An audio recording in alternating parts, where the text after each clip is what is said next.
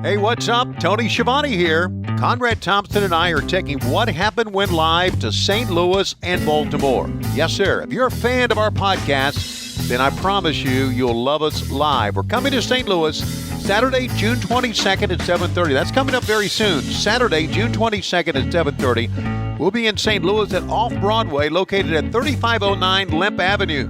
Doors will open at 7 o'clock, but of course, you can get in early if you get a VIP ticket. Get your tickets now for St. Louis at this website, TonyandConradLive.com. Again, TonyandConradLive.com. The very next day, we'll be in Baltimore at Jimmy's Famous Seafood. That'll be Sunday, June 23rd. We'll start at 1 o'clock there. Jimmy's Famous Seafood is at 6526 Hollyburn Avenue. And of course, if you live in the Baltimore area, then you know where that is. Tickets for the Baltimore show on the 23rd available by going to this website, WhatHappenedWhenLive.com. WhatHappenedWhenLive.com. What Happened When Live being one word. There are VIP and general admission tickets available to both shows, so make sure you get on board. What Happened When Live, Saturday, June 22nd at 7:30 in St. Louis at Off-Broadway. Then at 1 o'clock, Sunday, June 23rd in Baltimore at Jimmy's Famous Seafood. If you get a VIP ticket for either show, it includes a meet and greet with photo ops. St. Louis, go to TonyandConradLive.com. Baltimore, go to WhatHappenedWhenLive.com. And we'll see you for What Happened When. And we'll see you for What Happened When? The weekend of Saturday, June 22nd and Sunday, June 23rd. Our special guest, the one and only Casio Kid. So don't be a slapdick and miss out. We'll see you then.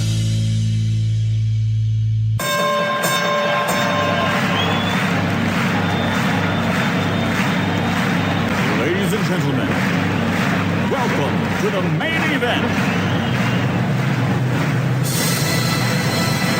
Welcome to WHW Monday. Tony Schiavone and Conrad Thompson. Jim Crockett First Arcade, 605 NWA. TV title, Cajun Omni, Duck on Count Stampede. Flair and Horseman, Garvin, Bogey, Magnum, Dusty, Express Tag Team. Turner, bought in Mid-South Joint World Championship Wrestling. Talking about the great years of World Championship Wrestling, the NWA, and Jim Crockett Promotions. Tony and Friends North they win. Look, Schiavone's back again. World title split off center stage. Bischoff, Disney, Hogan, and Nitro. New World Order and the Crow. Thunder, Russo, Arquette, Champ, Vinnie Mac, simulcast. Tony's back with Conrad, not your classy podcast. Watch along, try not to laugh. Lowest rules can't pass. This wasn't the initial plan. Tom Zigg's a good-looking man. Klondike Bill, make a chair. Tommy, you come over here. What happened when? WHW Monday. And now, let's go to the ring. And here's your co-host. Hey, it's Conrad Thompson.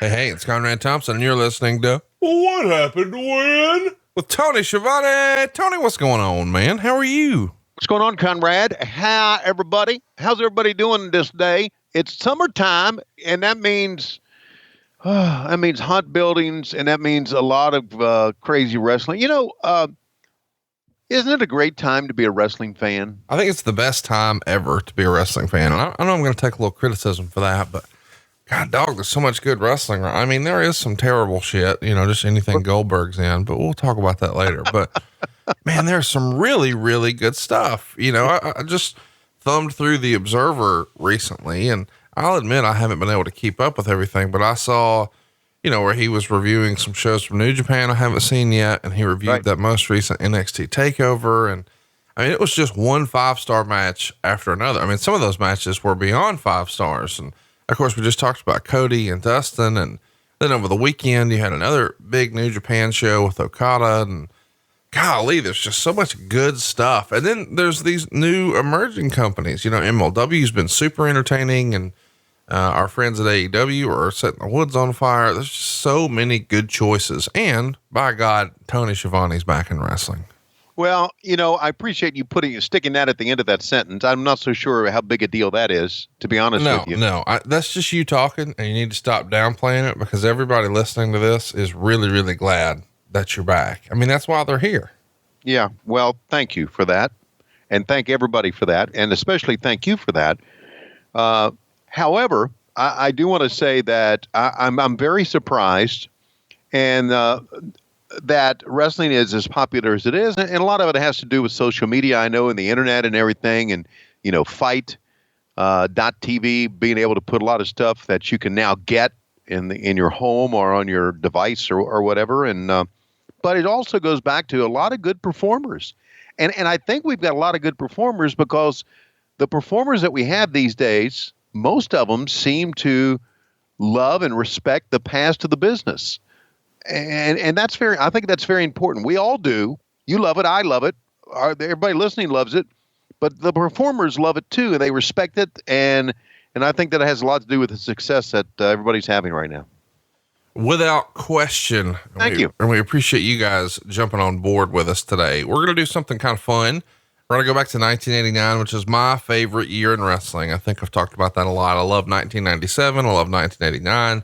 We're going to watch a show that Tony wasn't actually there for. Tony was, beating off the Ultimate Warrior, which we've documented. And instead, we're going to visit what was happening on the other side of the tracks. Ricky Steamboat is going to take on Terry Funk. And we've got a tag title tournament. This is a fun show. Clash of the Champions VII, June 4th, 1989. So stop what you're doing. Go find your WWE network.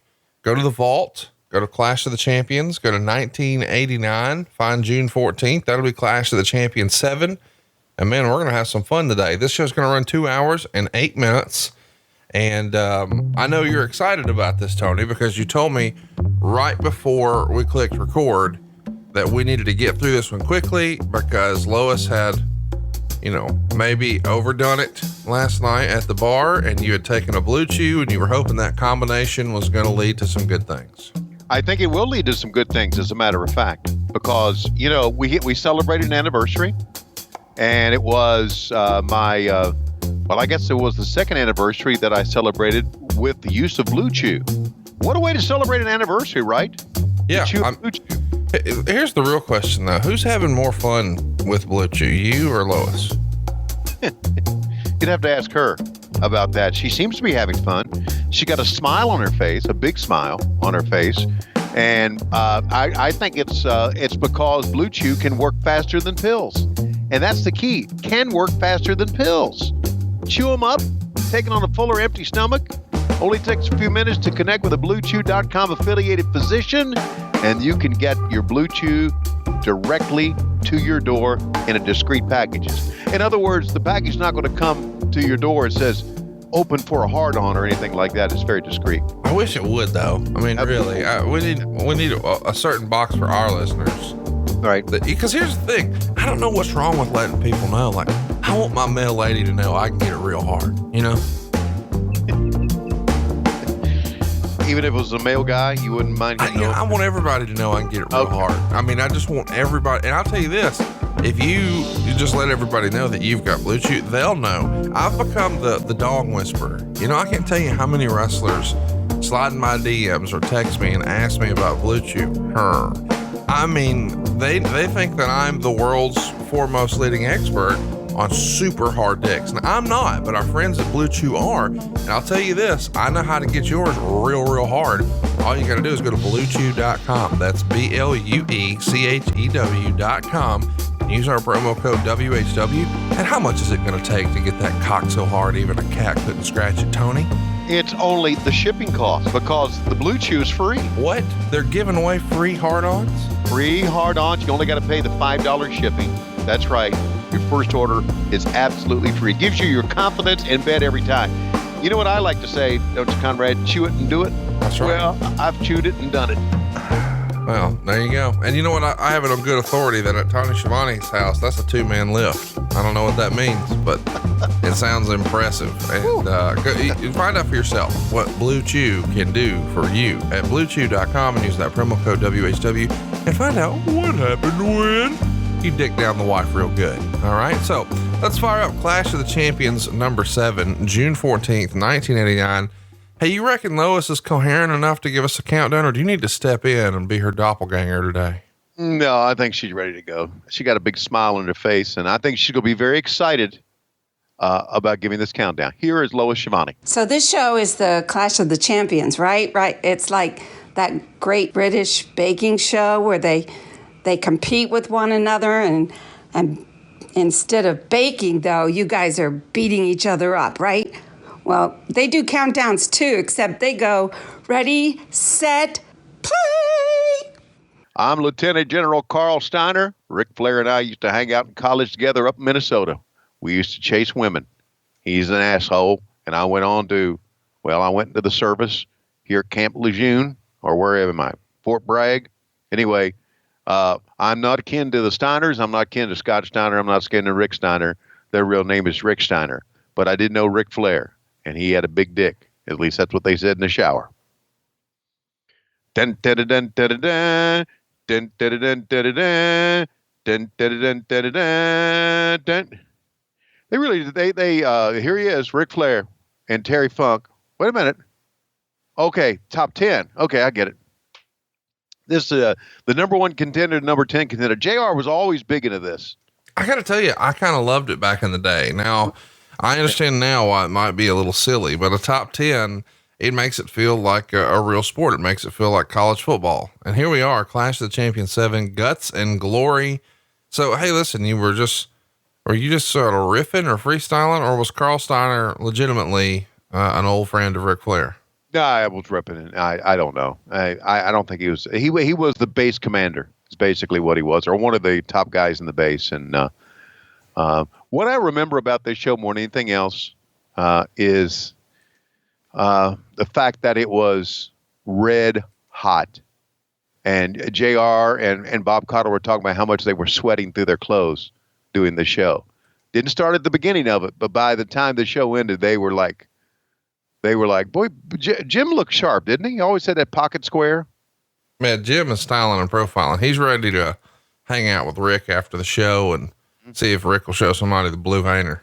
You know, I think, and you've gotten to know JR very well. I think JR had worked at a men's clothing store at one time. So he knew all about style and fashion and how to dress up and how to look good. And unfortunately, we're going to see the Ding Dongs coming up here very soon. Oh my gosh, we should have saved our Blue Chew spot for the Ding Dongs. The Ding Dongs. Well, there you go. Man, I'll tell you what, it is so hard to see. No, I didn't mean. Okay.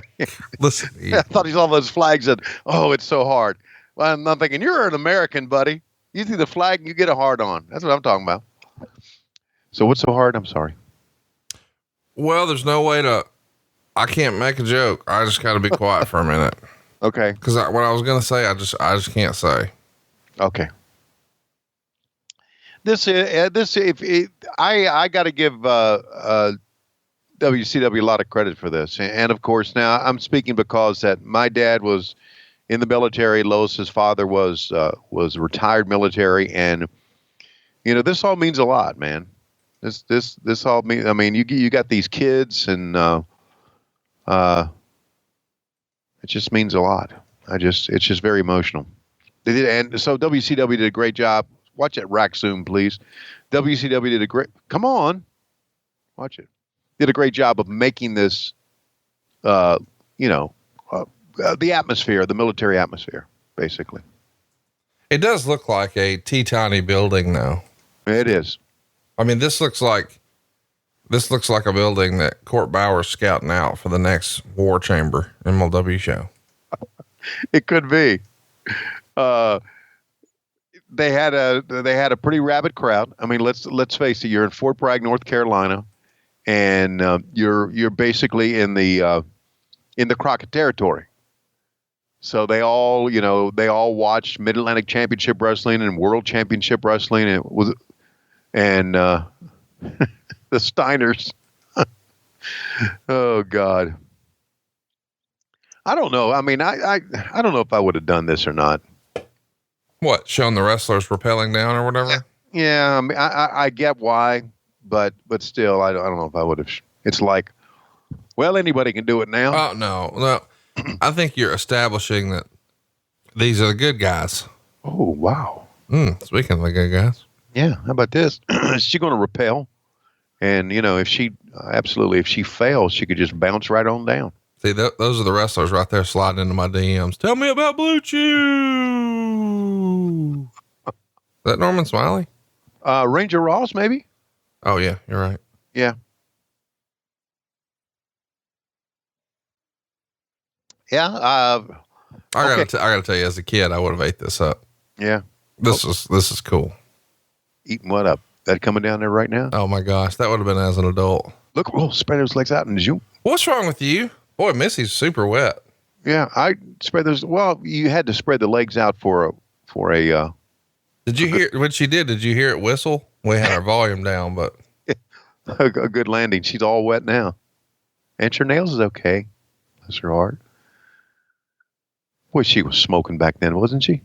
Oh man. What do you mean back then? Well, she was. I mean, we're talking 89. I mean, Yeah, but you're saying back then like she's not an attractive lady now. Oh, she is an attractive lady now, but I'm just, well, I mean, just back then she was younger and. Oh my God! Look at this. The dynamic dudes. I feel bad for Shane Douglas out here with a bunch of kids looking like a grown ass Bart Simpson on steroids.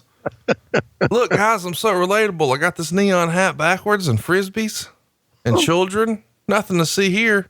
And look, they didn't even put my fucking name on the graphic. I'm just blank. Hey, I'll do it. Listen, my family's out here with shoulder pads on spikes. I gotta have my own gimmick. I know they paint their face and put spikes on shoulder pads. What if I had a frisbee? What if I got a frisbee? Maybe a skateboard. Here, I'll get my hair cut cool. He's got crazy spikes in his. I'm gonna grow mine out. That sounds good, but I'm gonna strut that ass. I mean, my God, Michael Hayes right here. First of all, you and I need some sunglasses like that. And when we go to St. Louis next weekend, and when we go to Baltimore next weekend, we need these glasses. You think so? Yes. Cassio can be with us. I think that'd be Cassio in the back though.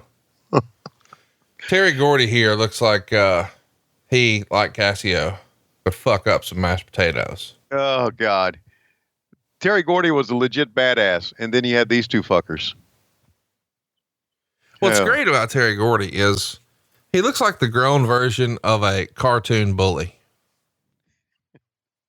Probably because he was a bully in real life. No, he wasn't. Yeah. Did you ever see, the AMC show Preacher? Not on purpose. Okay. Well, it's quite a show.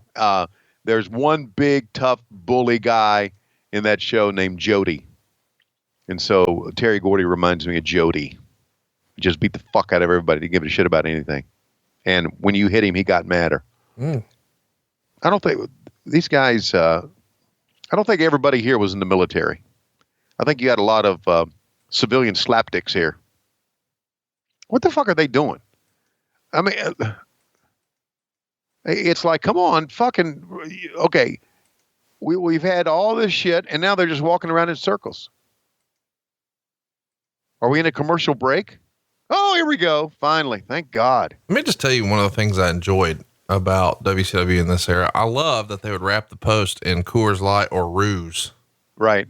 Trying some new sponsorship opportunities. And that's cool. Years later, you guys would do it with Slim Jim. Oh, how about that? Atomic drops and then back drops. And now pose about Frisbees.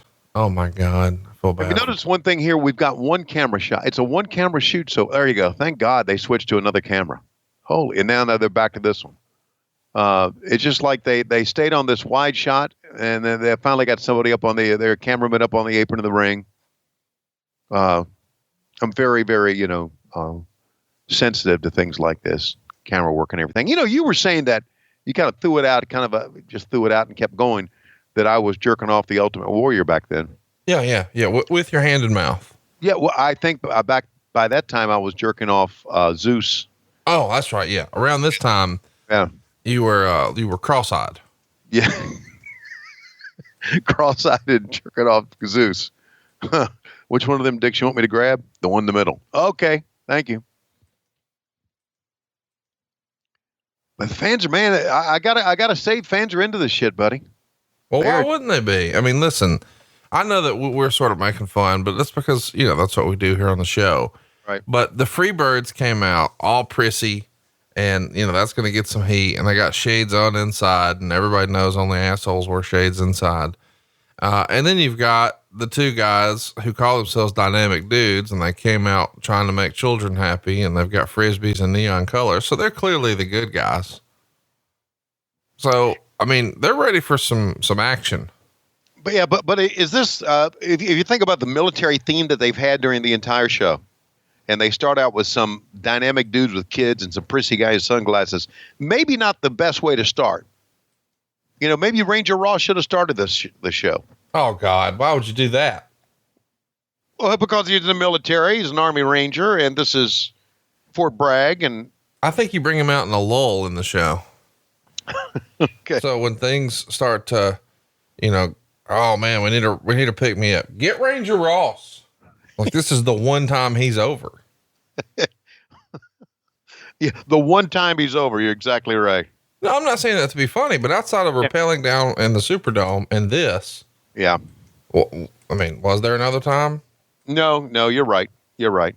I don't, I don't know if you know the story, the backstory here, but I mean, Terry Gordy was such a great worker. Why is he not working this match? Why is he just on the outside? Was he hurt, or is this after his situation? I was thinking maybe it was. Tell everybody, everybody sort of always beats around the bush, and because of our friendship with Michael Hayes, I never really talk about it a ton, but tell everybody what happened there?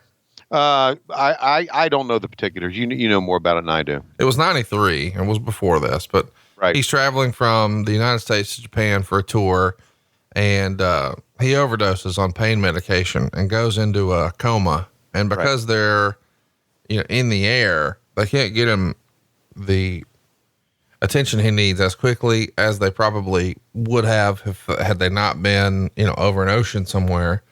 So Gordy winds up suffering permanent brain damage, and he returns to action less than a year later, but he's never the same performer and struggles. Right. But pre that accident, that situation, people talked about him like he was going to be, or he had, just incredible upside. Yes, he did. He had the respect of all of his peers, and everyone knew, when it came to nut cutting time, that guy could deliver great matches. One of the best. But this was before that situation. This was a couple of years before that situation. And that happened in 93, right? Might be a deal. That's right. But that might be a deal where if he's in the match, then you need them to win. Well, but I guess what I'm saying is you've got to have somebody get the heat, and that's clearly Michael Hayes. Look at him. And then you've got to have them beat up somebody, and somebody sell and take the ass whooping. So, I mean, Jimmy. Yeah, rather than Gordy, right? Right. And that's why the trio version of this group with Buddy Roberts. So, that way Michael Hayes could get in there and talk trash, and then the baby faces could beat up Buddy Roberts, and he could bump all over for them and make them look like studs. But then when it came time for the Freebirds to sort of turn the tide, they just tag in Terry, and Terry cleans house, and it's very believable. So that was sort of the formula from the original Freebirds. And obviously that changes a little bit here with Garvin. And I know a lot of people aren't as big on the version with Garvin because it's not the original. And man, I get that. I do. Because I've got a lot of great friends whose favorite version of the Horseman is the first version. And I get that. But to me, I think just independently of one another, independently of this group, man, I think Garvin's a better performer than Roberts. Oh yeah, he is. Jimmy Garvin was a great performer. And I understand going back underrated, to by the way. I mean, I think people look at this version of him and this taints him a little bit, but you look at the stuff he was doing as a single before. I mean, pretty damn good. Yeah. Gorgeous Jimmy Garvin and Precious, and had a run with Ric Flair that we've covered on this show, and was great, man. Well, Shane looked pretty good here, didn't he? Shane is one of those guys where, I think maybe at times he may have been his own worst enemy, because it feels like as soon as, he was a guy who had options outside of wrestling. and he had a high opinion of himself, and that's not a bad thing. You know, he was willing to stand up for what he believed in and all that stuff. And I just think he was very principled at times about, you know, what he would do and he wouldn't do and things like that. So you saw him sort of just waft into promotions where everybody making decisions saw the same thing we do. That, dang, this is a pretty big kid, and he's in good shape, and his work is good, and his promos are good. And I mean, he checks all the boxes, but for whatever reason, he never hung around anywhere long enough to really get, you know, maybe the full benefit of being there, because it feels like it was lots of stop and go. Now, of course, he became a big fish in a small pond with ECW, but I can't help but wonder, like, what would that have looked like had he hung in here and longer, or had he hung around the WWF longer? We'll never know. Either way, we do know the Freebirds get the win here after a DDT, and our referee was the great Tommy Young, who, I don't know that we've talked about on the show, but he called me a couple months ago. Have we talked about that on the show? We have not talked about that on the show. I'd like for you to explain that phone call to us. So, well, before I do want to ask, what's your take on Shane Douglas? Do you think Shane could have been a bigger star than he was had he hung around somewhere? Yes, he could have been. And I think you're right when you said that he was his own worst enemy at times. You mentioned that he checked all the boxes. He checked a lot of the boxes below the line too. And that was unfortunate for him. But what do you mean below the line? Well, I mean, he was his own worst enemy, and he could cause some trouble, and he could, you know, sometimes you just got to know when to shut up. My goodness. Do you see this skit? How have we not talked about that? This is incredible. Oh my God. Strategic Command Hotline. Are you kidding me? We're putting this on social media this week with you doing special commentary. How, my God, I've never known WCW to shoot vignettes like this. This is tremendous. And it's for the fucking hotline. This is so great. All new programming. So what on Monday? Tuesday, I got this. Oh, Joe Pedicino knows. Wednesday, it's the Danger Zone. Oh, shit. Thursday, Missy going to talk about who she fucked. And JR with the Ross Report on Fridays. Then the weekends, we'll put anybody on. NWA 1. It's the Wrestling Hotline. What about that? Dude, that was awesome to show Jack Victory with a briefcase handcuffed to him, stepping out of the limousine. And oh, dude, that was fun. Yeah. We're going to have some fun with that another time. Man, they are armying it up here, man. Ins and outs and flags and red, white, and blue and choppers and soldiers. And have we talked about G.I. Joe before on the show? G.I. Joe? Yeah. Like the toys, the cartoons, the comic books. No, we have not. As a kid, it was my favorite. Really? My two favorite things when I was a kid were wrestling and G.I. Joe. This is the third time we've got the little chyron or whatever you call it at the bottom, the lower third graphic to introduce a person, and there's nothing on it. And look, here you go. Ranger Ross, just as you requested. That's right. Bring out the red, white, and blue. All right. Go back and tell us your Tommy Young story here because we got interrupted. Well, so Tommy Young, I think look, there it is again. Another blank intro. Jesus Christ. You would think by this time, the director would say, is it ready? Well, you would think, say, yeah. You think by this time someone would either put the fucking words on there or just say, don't use it. That's right. Right. So Tommy Young is our referee again. It's pretty rare, I guess, to see a referee these days do two matches back to back, but not back here in 1989. Tommy Young, one of the best of all time. I think most people would say, top three. I think, a lot of people would even say the absolute best. I know Charles Robinson, who is in my top three, he says Tommy Young is the best.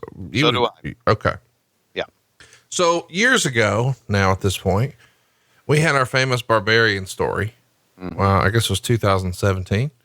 And, we told the Barbarian Tommy Young story, and we even had Tommy Young at the first Starcast, and he was a surprise guest on What Happened When. And, Barbarian did a run in and Tommy Young scurried away. Now, of course, we laid out that whole bit, to both Barbarian and Tommy Young ahead of time. and Barbarian got on stage and told the real story. Yes, he did.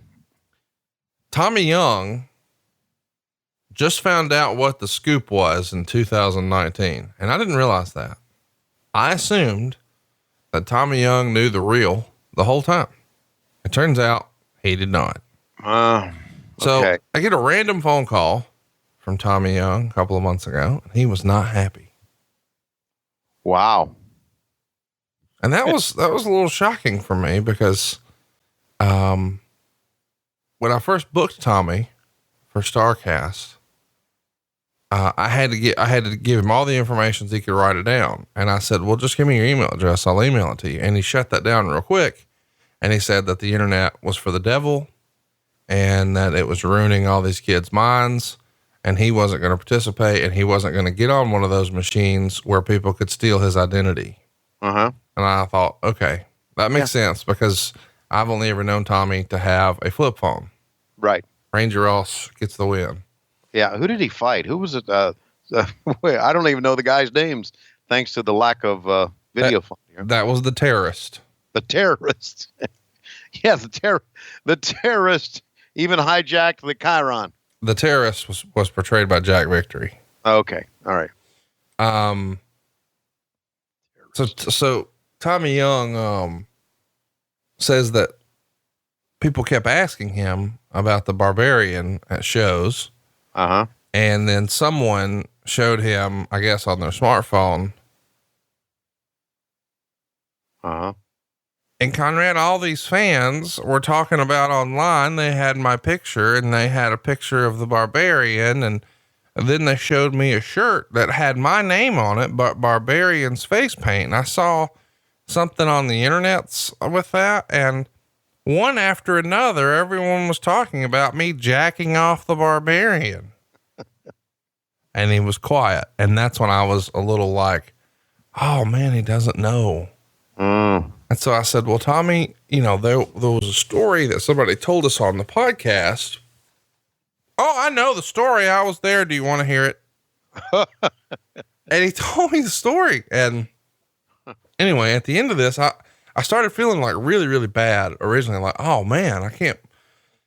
Well, then at the end of the story, he's like, well, do you need my address? And I'm like, huh? And he's like, well, I mean, if you're selling Barbarian hand job shirts, I mean, it's got my name on it. I get a portion of the shirt money, right? Absolutely. So I got Tommy your address and you sent him some dollar bills, y'all, and the jack off shirt lives. Oh, very good. But just for a minute, I thought, oh man, I can't, what have we done? We've done something bad. Yeah. And then he's like, nope, no, I'm good. Just, send me a check. Keep waka. There's another part of the story, I think. I think because Tommy Young does not know the internet, does somebody stooged. Yeah. And I know who that was. Oh, who was it? Oh, I'm not going to say. No, you have to. No, I'm not going to say. He's just got friends in Charlotte, North Carolina that probably do not like me and stooge him off. No. I'm not going to do this. You're going to have to tell me. Nope. Not going to do it. We do everything on this show. No, I'm not. I'm not because I'll get it to, hold on. Her. Thank God JR saved me on that one. No. He didn't save you on nothing, you see, because when it comes to beating Tommy Young off, I need to know who is the world's premier rat. Who out here is trying to ruin all the good fun we're having on this show? I mean, everybody knows that Tommy Young didn't beat nobody off. It's just jokes. I never even made her. I never said her in my life. It just, when you look at my scowl on my face, it makes you think that that's what I'm saying is her. Speaking of faces, here comes a painted up one here. The great Muto. Of course, we don't know who he is because he's just the gray rectangle. What the fuck are they doing? I don't know. Stop with this. Did Gary Hart actually speak Japanese? No. Have we talked about Ricky Morton's Japanese before? No. We haven't. Oh, we talked about him talking to someone really loud. Yeah. Yeah. Well, that's Ricky Morton Japanese is slow and loud. Slow and loud English. All right, Gary Hart, you got your man out here, the great Muto, Tell us what we need to look forward to. If you can, why don't you turn towards the goddamn hard camera? Well, let me tell you something, Jim Ross. Is this the hard camera? There's going to be a man that I'm going to develop in this wrestling world. His name is Court Bauer. Now, I shouldn't talk about him because Court, when he hear his name on this podcast, will send Tony Schiavone an email and say, are you pissed off at me? And Schiavone will say, no, but you booked all these dates in 2019 and you didn't book me. But that's okay. Court Bauer will do his best in this business, and Court Bauer will run Major League Wrestling, and Court Bauer will get the fuck out of my face. Court Bauer is going to be my protege, you see. And as you may think I'm a shyster, you have seen nothing yet. We're just kidding, Court. We're just kidding. But who's this guy in the painted face to my right? Is this the debut of Muto? Conrad? My name's Conrad. Yeah. Is this the debut of Muto? Is this his first TV appearance? I don't know. Why would I know that? Well, the reason I'm thinking is that they put JR in the ring and they had Gary Hart come in and do some introduction. It almost seems like this is his debut, the way they're positioning this. Okay, cool. Whoa. Did you see some flame right there? What the fuck happened? Did someone get burned? Or is Eddie Gilbert? Who else is in there? Is that Tim Horner? The Great Muto first appeared on March 18th, 1989 on WCW Saturday Night. Okay. And his manager, Gary Hart, introduced him as the son of the Great Kabuki. All right. Who Gary had managed for years prior. His first match under this new persona, Great Muta, instead of Muto, was against Scott Casey on April 2nd. And he's going to capture the World Television Championship on September 3rd of this year. So he's been around a couple months at this time, but this is probably, and I'm just freestyling, this is probably the first Clash of the Champions since he had a match. Right. His first match with Clash of the Champions was April 2nd, which we've covered before, the Raging Cage, and you may remember he beat Steve Casey. That's the one from the empty Superdome. But fast forward just a couple of months, and they wanted to get him back on a Clash here. So we saw his first major primetime appearance before. How about, that's old school right there, is it not? Yeah, it sure is. That's Memphis wrestling. Holy shit, that looked pretty good.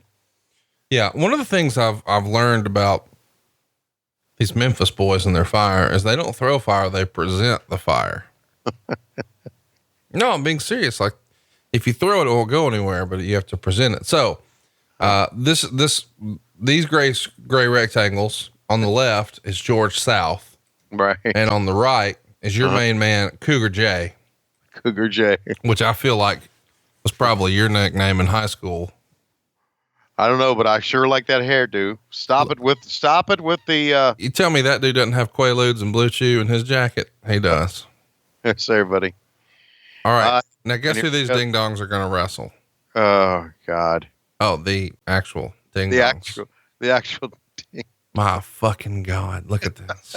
Look, it looks worse than I imagined, doesn't it? You know what? Turner Broadcasting should have seen this and should have just gone to black. Somebody in the control room should have said, "Let's go to black." And Klondike Bill is tightening the ding dongs. In the corner, he is still fastening the stick that has the ship bell, the Navy ship bell. He's fastening it tighter in the corner. There he is, having a seat, camera side. So the ding dongs are wrestlers who, I'm colorblind. Is that peach? Yeah, it's peach color. So they have peach bodysuits on that have the shape of bells painted all around them. And they've got white boots. And at the bottom, around their ankles are a series of bells. So as they move, there's bells. And then in the corner, one of them looks like he's jacking off constantly. What he's really doing is ringing a bell that's taped to a post. They got Bells on their fingers and bells on their toes and a bone in their nose. Ho, ho. Man, how about the arm drag takedown, man? They didn't make it very long. I guess we should tell everybody they're debuting here at the Clash of the Champions, June 14th, 1989. The crowd is booing. Yeah. Ross is noticeably embarrassed. And, based on the reaction, their push is going to be kiboshed by Jim Herd. And, one of the recaps I read said the gimmick had only served to alienate the company's blue collar fan base. So they started to, they start being used as an enhancement team for guys like Rip Morgan and Jack Victory. And they're done by the end of August. I think August 26th is the last time we see them. They're squashed by, the Skyscrapers. So they make it 2.5 months. And then at the end of the match, they're unmasked and Norman the Lunatic puts on one of the discarded masks. These two guys in here who are working hard, and it's really not fair. No, because they're actually doing some pretty good stuff. Absolutely. They're really the Rockin' Rebels, Greg Evans and Richard Sartain. And, it's a shame because, well, it's a shit gimmick. That's why it's a shame. No, but I'm saying they're done. Like these guys are like, you never heard of those guys again. And, Nope. and it won worst gimmick in the Wrestling Observer and, all that stuff. But the thing is, I guess it's worth mentioning the Rockin' Rebels had been around for a couple of years prior to this, doing the independents with Jody Hamilton's promotion. And they did fine. Right. Jody Hamilton had a promotion called Deep South and they had pretty good success there. So they're good performers who were worthy of being in this spot, but just this whole ding dong gimmick, this is Jim Herd 101, is it not? It is. It is absolutely Jim Herd 101. And you were talking about how fans shit on it and how the reports in the Wrestling Observer named it the worst gimmick. I was at Howard Finkel's house watching this and we were laughing like shit, man. And I should have thought about this. I should have remembered the ding dongs when Jim Herd asked me to come back, because maybe I would have never come back.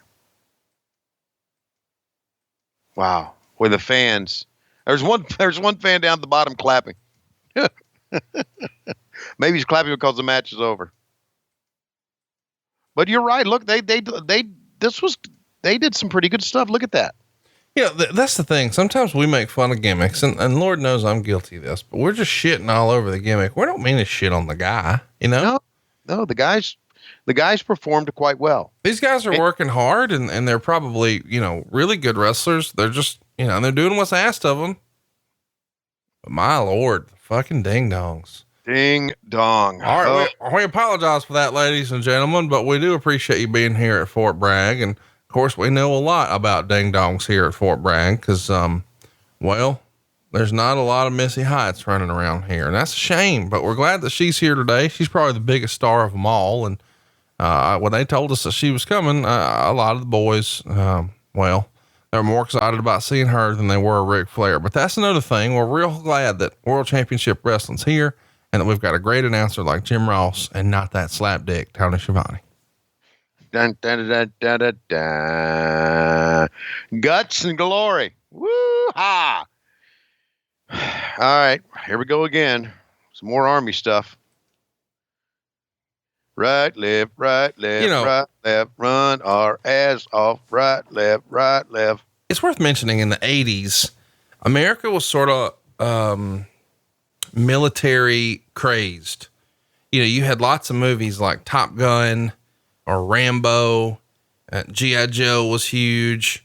If you went down like the toy aisle at a Walmart or a Kmart or a KB Toys, there were just tons of toy guns. That's not a common thing anymore, but you could get toy machine guns and toy Uzis and toy AK-47s and toy pistols and toy grenades. And so lots of kids were playing Army. And of course, everybody had the little Army men, the little Army soldiers as a little kid. And so it makes sense that America is sort of so army crazed, especially when you're positioning yourself to children. And of course, everybody knows that wrestling has a huge influence with children. Go ahead. What do you think Jim Cornette's saying here? Yeah. Yeah, I came in here as a heel. What the fuck? Wait a minute. Hang on a second. That's a fan. That is a fan, isn't it? A fan has jumped in the ring, and the military is now realizing, wait a minute, this isn't part of the show. We got to get him out of here. And Bobby Eaton's like, hey, baby, you're going to need to get out. We're going to beat the fuck out of you. I know you think wrestling's fake, but I ain't fake. I'm about to fuck you up. You're going to need to get through them ropes, or I'm going to top rope, leg drop you for fucking real. Yeah. Me and my buddy here, the gray rectangles, we ain't here to fuck around. Do you know that had this been a house show, that kid would have had his ass beaten? Well, you can't murder him on camera. Right. If you can help it. And by the way, you have the two greatest, out come the Samoan SWAT team managed by Paul Heyman. All right. You've got two of the absolute greatest managers of all time here on either side. And for years and years, Bruce Pritchard has contended that Jim Cornette and Paul Heyman are actually the same person. Just one's from New York and one's from Kentucky.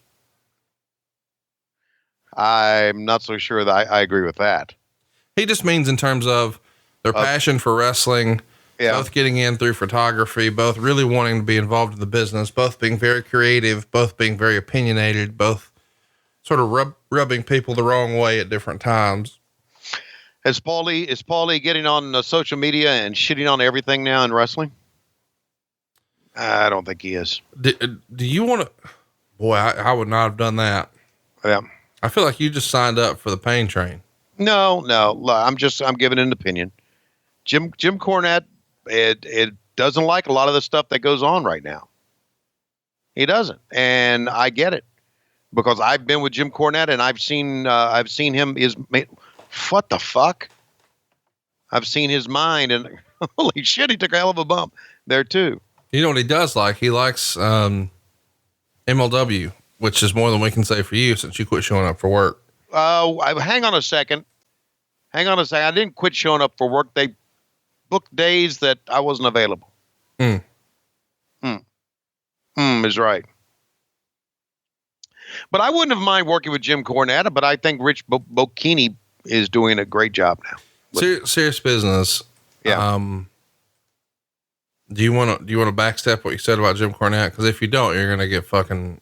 Well, and I'm sure he's going to hammer me for saying, I just made an observation that Jim Cornette on social media and on his podcast shits on a lot of stuff now. I mean, I'm not shitting on Jim Cornette by saying that. I'm not arguing with Jim Cornette that he doesn't like a lot of the stuff that goes on. He hates Joey Ryan and all the stuff that Joey Ryan, and he hates all the acrobatic stuff. Jim is old school, and he's very opinionated. So, one of the favorite things I've heard from Jim Cornette is, he's making fun of the guys like myself who like the phrase, wrestling is fun, and he doesn't want wrestling to be fun. He wants it to be real and hard hitting and all that. And how about this? Totally get it. But at the end of that, he said something that just tickled me about, I bathe in your tears, or I drink your tears, or I don't know. It was just like, he is so comfortable at just pissing people off, and it makes him really happy. And it's like, that is Jim Cornette. I mean, he's a great promo, and he's not even like, there's no camera in front of him. It's not on TV. But Lord, he's entertaining. If you haven't already, I guess we should mention, this is a good spot to mention this. Jim Cornette has two podcasts. One is The Experience, and he just talks about all things Jim Cornette. So you get his take on politics and what's current in wrestling. And a couple of weeks ago, he left a controversial review of Double or Nothing. Controversial because, well, everybody was sort of in wrestling euphoria. And if you didn't say Double or Nothing was the greatest show ever, it was controversial. So he had a different opinion, and people did not like that. And he was very critical of certain things, and it brought up all kinds of debate and controversy. Some of it silly. Either way though, he has another show that if you're just old school wrestling, and if you're listening to this show, you probably are, That's called The Drive-Thru. And man, that show's awesome. Have you listened to The Drive-Thru? I have not listened. No, I'm not. I recommend it. What he does is he just answers questions, and his co-host Brian Last tells fans, hey, here's how you can ask Jim a question. And then, one after another, he just answers questions. And a lot of them are most of them are rooted in the old school, and it's good stuff. You would love it. So check it out. Jim Cornette's Drive-Thru, Corny's Drive-Thru. So he doesn't like the modern stuff. I get it. I get it, and I understand it. And with the Jim Cornette apparently that is on social media right now is an extension of the Jim Cornette we've seen at ringside. Very opinionated, likes to cause trouble, likes what he likes, hates what he hates, doesn't give a shit who likes it or not. So what's wrong with that? He's a little bit less politically correct than I like to be at times. Paulie's talking to Missy. Whoa. You're saying you're politically correct? Have you heard yourself on this show? Well, I try to be politically correct when it comes to the boys and the boys' work. Don't you think so? Well, let's talk about somebody who wasn't politically correct recently. Last week on the show, I had what a lot of social media referred to as a meltdown. I would not classify it as that. But people were sort of upset that I went off on Goldberg. And I said that Goldberg sucked and that it wasn't necessarily Goldberg's fault, that he was probably a great guy, but that he wasn't properly trained. And as a result, he hurt people and he was dangerous and was just undeserving of the spot he was in. And after that show aired, WWE ran a show in Saudi Arabia. Did you see the match with him and The Undertaker, which was our main event of that Saudi show? I did not see it, but I have heard a lot of things about it, including, I think, didn't Goldberg apologize? Something happened during the match? Well, let me tell you this. One of the things we're doing on Patreon this week is a bonus episode as we're watching that match from Saudi Arabia. Okay. With The Undertaker and Bill Goldberg. And I'm pretty sure at the end of that, you nor I will ever do anything with WWE. Cause I'm just going to call it like I see it. Okay. And everybody else did too, by the way, including Matt Riddle. You're familiar with Matt Riddle, right? Oh yeah. Matt worked in MLW for a time before he went to NXT. Matt Riddle had some pretty cut to the bone comments about Goldberg. You think it's an angle? Nope. He said, you're dangerous and you're the worst wrestler ever. You're the worst wrestler in the business. And you're undeserving of your spot. And then he made fun of his knee bar.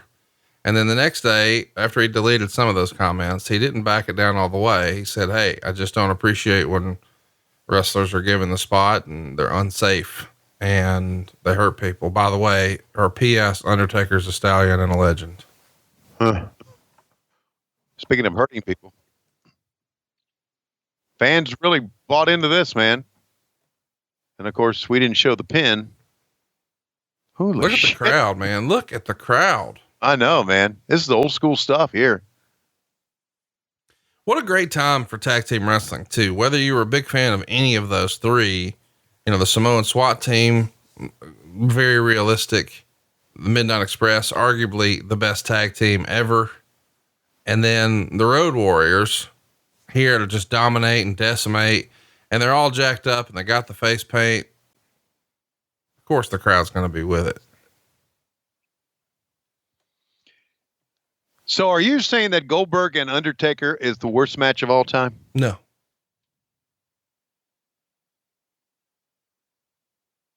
Huh. Just saying it's, you know, it was the main event spot, dude. Okay. I thought for a minute that my internet froze up, but that was just a long shot of Hawk. Oh my God. Everybody go, go, go, go. You know, this wasn't too far before Desert Storm either, right? About a year before. Look at Jim sweating, buddy, sweating through his shit. His hair. And look at his, you notice how he's sweating through his shirt. Yeah. Major league. Look, it's just pouring off of him. Oh yeah, I know, man. He told me, he said it's the hottest he's ever been at a wrestling show in his life. And he and I did some work at Dorton Arena in Raleigh, and that was miserable too. But nothing like this, he said. So here's a flashback. We've covered this show before. This was a show I recently covered on the show. It's the pay-per-view, Wrestle War 89 from May in Nashville. And this is the end of the trilogy with Steamboat. And of course, at the end of that, Terry Funk was one of the judges. He wants to get a title shot. Flair refuses. Terry Funk goes crazy, attacks him, eventually hits a pile driver on the outside. I mean, it's nuts. By the way, the Gulf War you're referring to starts on August 2nd, 1990. So about a year after this. Right. You know, we talked about that a minute ago, though, that, you know, there were so many different influences on pop culture at the time, but when you're marketing to kids, at least, you know, there's Rambo action figures and G.I. Joe cartoons and action figures. And there was just a major influence, you know, like as a kid, most kids my age played Army, you know, like I played Army. Yeah. We had guns. We went all over our neighborhood with guns. It's weird now though, you know, that, you know, in the era of school shootings and just the way things are now, like you're not going down a toy aisle and seeing a bunch of toy guns. But when I was a kid, man, half the damn boys section was nothing but guns. All right. And, that makes a lot of sense that they would go when you're like, oh man, they're doing so much Army stuff on this. Well, I mean, they're catering to that audience, right? Yeah. They got a lot of Nerf guns now though. I mean, I don't know if you've seen that, but they do have a lot of those. But you know, I wanted there's a lot of going on behind him there. Is security having some problems? It's like it's keeping people out. I want to talk a little bit about playing with G.I. Joe. Mm-hmm. You played with G.I. Joes, right? Yeah. Loved them. Okay. But you played with the little small action figure G.I. Joes. I didn't play with the Barbie sized ones that you did. I played with the little ones. I played with the Barbie size ones. Yeah. And I had a bunch of those, and I have no idea where they are. And they probably worth some money now. They absolutely are. I wish I would have kept all of mine or kept them in the packaging, but I collected them all and had the little cards on the back. And I love the G.I. Joe comic book, and I love the G.I. Joe movie, and I would watch the cartoon every day. And they actually sold like a DVD box set of the cartoons years ago, more than 10 years ago. And I got them and tried to make my daughter get into it, and she wasn't having it. But in the cartoon, you know, they shot guns, but all the guns were lasers. So they didn't make like there wasn't a bullet sound. It was a laser sound. That was kind of fun. Yeah. All right. They were just promoting a double ring battle royal here. Yeah. Now, they're not promoting it here. This show is designed to help sell the Great American Bash pay-per-view, which is on July 23rd. So all we've been doing this entire time is setting the stage for Great American Bash 89. This show's going to get a 3.8 rating, by the way, on TBS, the one we're watching. That's not too good, is it? No, that's pretty good. That's good for back then? Yeah. Okay. I also want to mention that, here we are, another gray rectangle. What the fuck, man? I don't get it. Do you think that maybe for some reason the WWE covered it up for some reason, or no? Look at who it is too. Holy shit. Well, we got some two pretty legit shooters right here, man. Dude, this is old school UWF. Yes, it is, Japan, man. Just, hey man, let's just go in there and beat the fuck out of each other. Fucking Doc. Doc is trying. I mean, he's just oozing charisma right now, trying to get everybody into it, and the fans are just not with it. Well, they're old school TBS type Mid-Atlantic Championship Wrestling people. He's whoa, fuck. Holy shit, just wiped his ass out, and they didn't even react to it. I mean, serious business. When you look at Terry Gordy, Terry Gordy does not look like this physically imposed. He's not he's clearly not on the gas. Right. He's not spending a lot of room or a lot of time in the weight room. He looks like a cartoon bully. Like if Biff from Back to the Future was a wrestler, I mean, this is Terry Gordy. Yes. Very well said. McFly. Hello. Two McFlies. with the same gun. Who was your favorite G.I. Joe back in the day? My favorite G.I. Joe, the Barbie G.I. Joe, was the guy with the orange jumpsuit on. What was his name? Oh, I don't know. It was the Air Force guy. Had an orange jumpsuit. I had them all, man. Oh, you know what? I typed in the word orange and jumpsuit was there. I had a Navy guy, I had an Army guy, I had an Air Force guy. I had them all, man. And they had dog tags with them. Oh, wait, from 1964? Yeah, probably so. Yeah. Wow. Yeah. Action Pilot. Is that what he was called? See, Action Pilot? In my day, they named them. Okay. Every individual one had his own name and persona and the whole deal. Did your kids play with G.I. Joe? No. Well, that's not true. They did. They did. They played. I remember G.I. Joe and Cobra. Cobra was the jam. Yeah. One of the more interesting characters that I'm kind of surprised WWE never ripped off is Destro. Uh-huh. So the Destro gimmick, and I don't know if you remember the name, but you'll remember the look. He had like a chrome head. Right. I remember that. Yeah. Didn't Sergeant Slaughter, didn't he make a lot of money off G.I. Joe? You're goddamn right. And I'll never forget as a kid, I had to get my tonsils taken out. And afterwards I got to go to Toys R Us and pick out my favorite toy for getting my tonsils taken out like a big boy. And of course I got the G.I. Joe Sergeant Slaughter that came with a tank. Tony, tell everybody where we are time wise. Okay. We are at 51, 12, 13, 14, 15, 16, 17. Terry Gordy taking him to the woodshed here in the corner. How would you describe Terry Gordy's knee braces here? Wow. Knee braces for a guy who needed knee braces. I don't think they were gimmicks here, man. Didn't he have bad knees? Wasn't that no, he's wearing the knee braces just for fucking looks. He is? No. Hey, so around the same time, No Holds Barred came out, and it did 4.7 million the first weekend, according to the Torch. You were on the other side of the fence when No Holds Barred comes out. Do you remember being excited that you were part of a wrestling company that had a movie? Yes, I was. As a matter of fact, here's what I remember.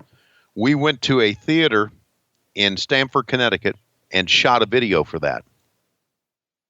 And I did interview with the guy that his name was Kurt, whatever his name was. He's an actor. I saw him recently in an episode. Fuller.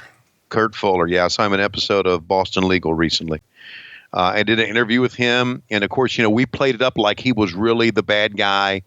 And I did an interview with him, and they had a thing where they had everybody in the audience. They said, "Okay, we're going to do a standing. We're going to show the end of the movie now, and as the credits are rolling, everybody's going to do a standing ovation." So the credits rolled, and they did a standing ovation. Everybody, and it was people who were in the office and friends and family, and I kind of thought it was silly that we did the standing ovation because no one would do a standing ovation for a movie. No one. Regardless how good it is, they wouldn't do it. Well, they do now. Every time you have one of those jack off superhero movies you like so much, they don't do standing ovations. Oh, they do in Huntsville. I went once and I was like, fuck this. Really? So, and then I remember JJ was working with us, and JJ, after it was over, and we watched the movie that night after we taped everything, we watched it. And I remember JJ said, "Didn't you think Hogan was really good in that?" And I said, "Are you serious, James?" He said, "No." He said, "I was pleasantly surprised of how good Hogan was in that movie." I said, "He was Hulk Hogan in the movie." He said, "Yeah, but he played the part really well." I said, "Okay."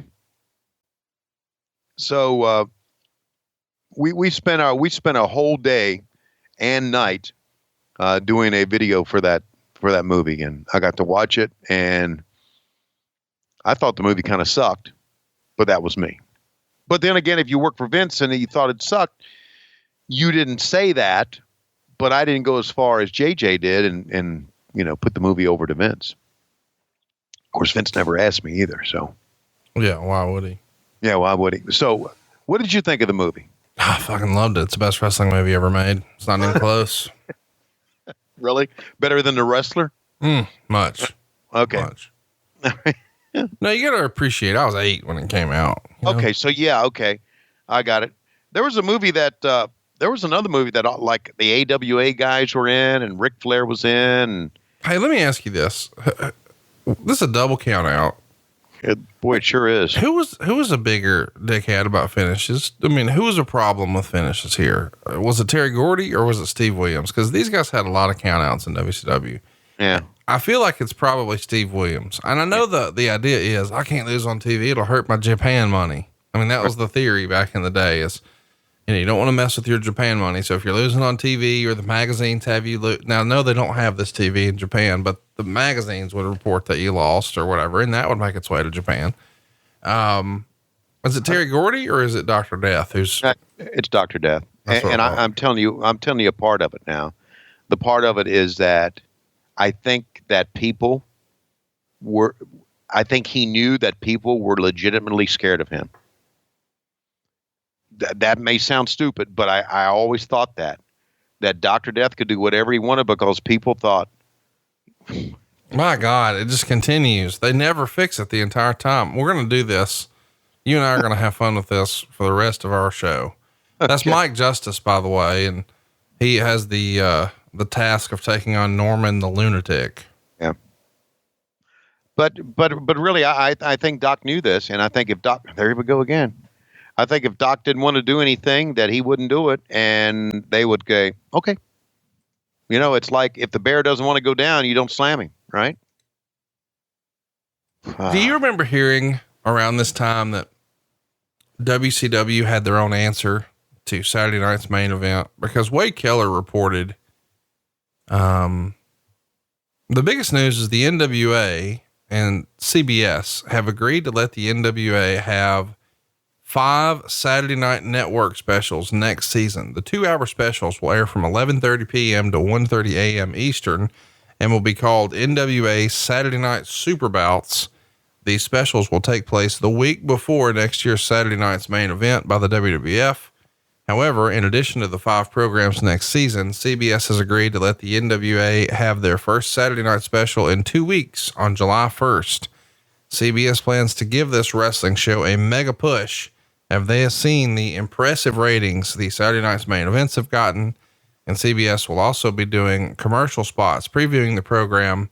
Also, Ric Flair, Sting, Jim Ross, Terry Funk, and the Road Warriors are all scheduled to appear on the Pat Sajak show in upcoming weeks.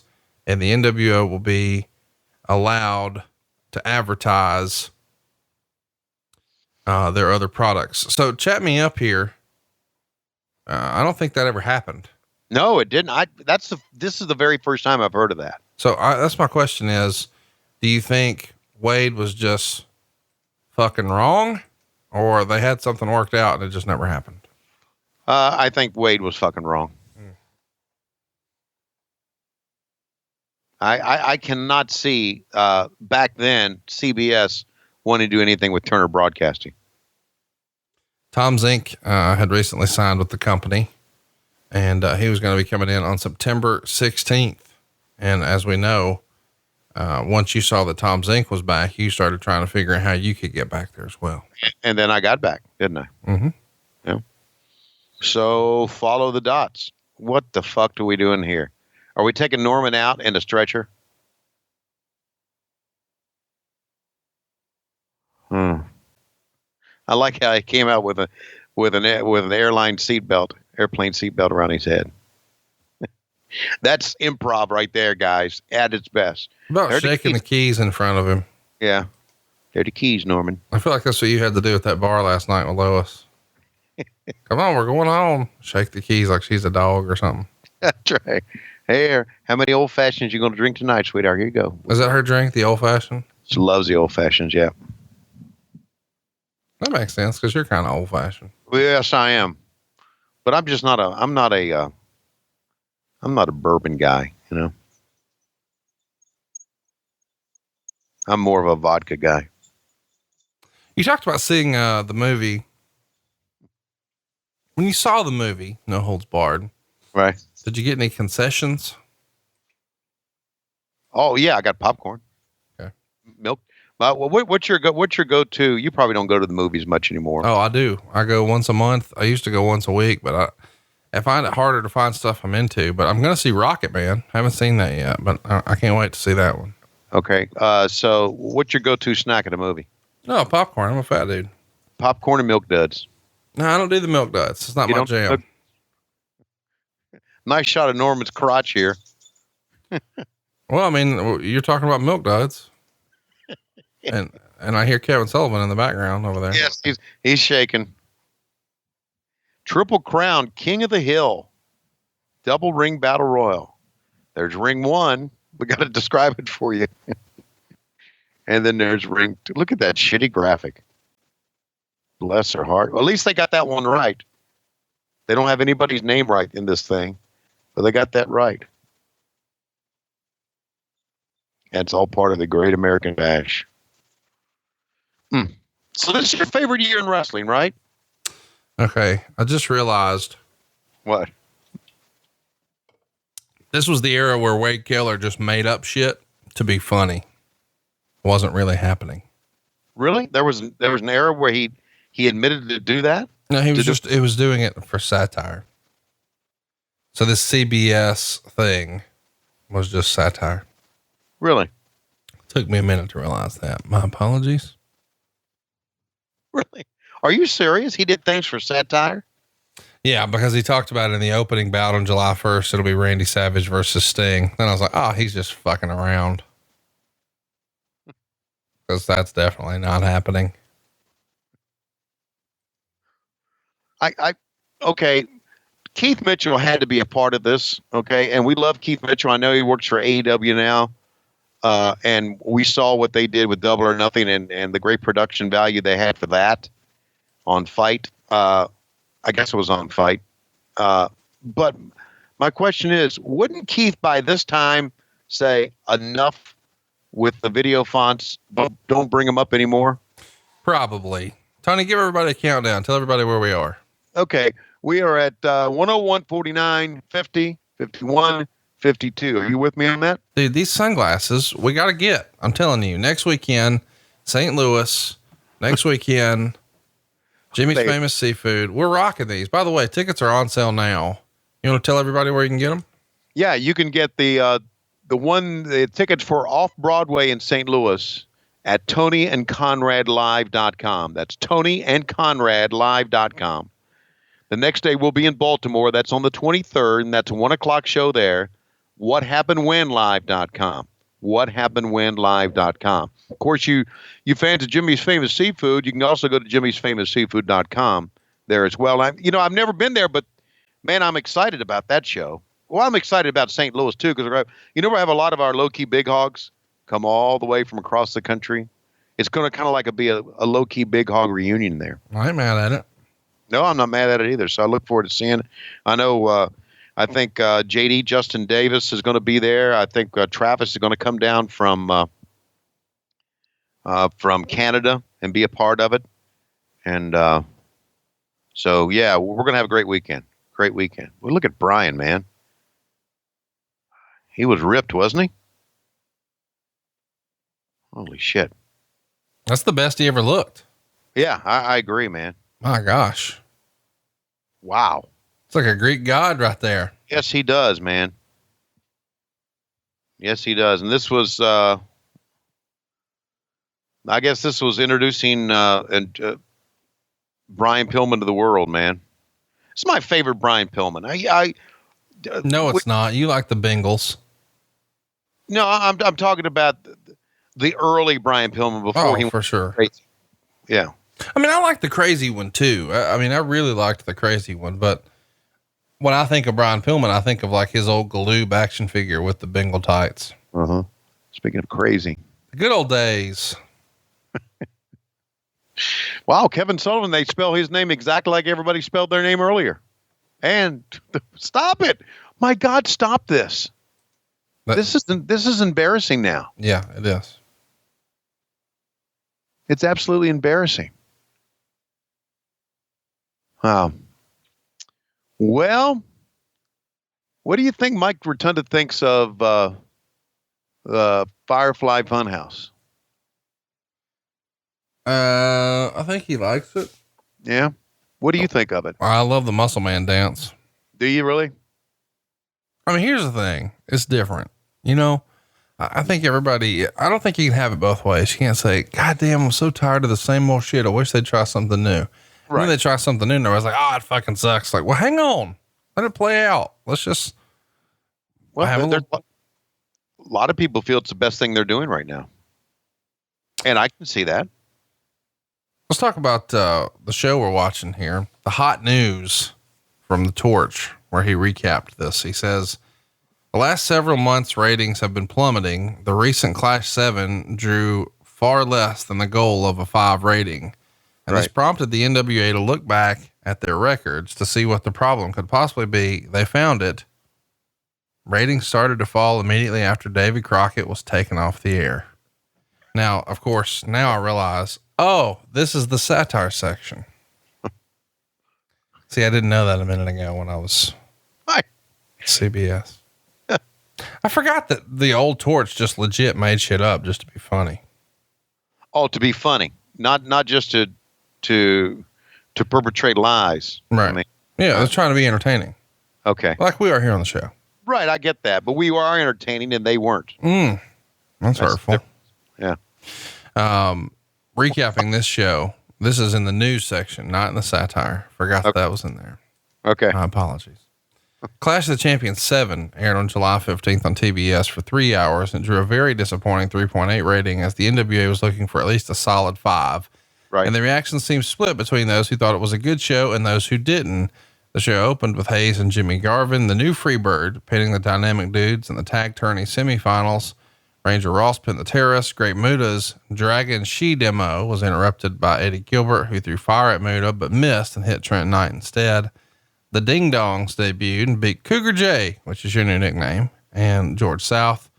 The Midnight Express pinned the SST, the Samoan SWAT team, when the Warriors interfered, advancing the Midnights to the finals of the tag tourney. Williams and Gordy fought to a double count out in 100-degree plus heat, which was just too much for these men. And Gordy left the ring after injuring his knee. He wrote that it was good while it lasted.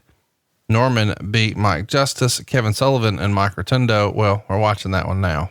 Right. So we won't give another spoiler there. We'll let it just hang out. But the NWA booking committee is, well, they're looking for a savior, and Bill Watts is supposed to be the top candidate. And Keller would say the biggest thing beneficial about Watts is that the booking would also be his job. He wouldn't wrestle or produce or announce like the current committee. It would just be his deal. Tommy Rich is supposed to be coming in as a babyface, and it's probably not meant as long-term. Quote, because we all know what an awesome heel Rich can be. He can either align with the First Family or else Paulie Dangerously again. The NWA Power Hour is going to debut on Friday night on June 25th. And Wade would say it's basically what NWA Main Event should be. I thought it was a tremendous show. When Gordon's WNN, the biggest surprise. Soli has a segment on the Power Hour presented as separate from the NWA, but leaning on it heavily. He covers World Class, Florida, and even Hulk Hogan's No Holds Barred. What do you think about them on their own show, sort of acknowledging other promotions? I thought it was wrong. I've always thought that is wrong. I mean, we acknowledge other podcasts on this podcast. Yeah, but we're not a wrestling promotion yet. Oh, listen to that. We're not. I mean, but God, I've talked about it so many times. It goes back to Coke and Pepsi. Back then, Vince McMahon was Coke, and they never referenced Pepsi, and Pepsi would always reference Coke. So it's like McDonald's.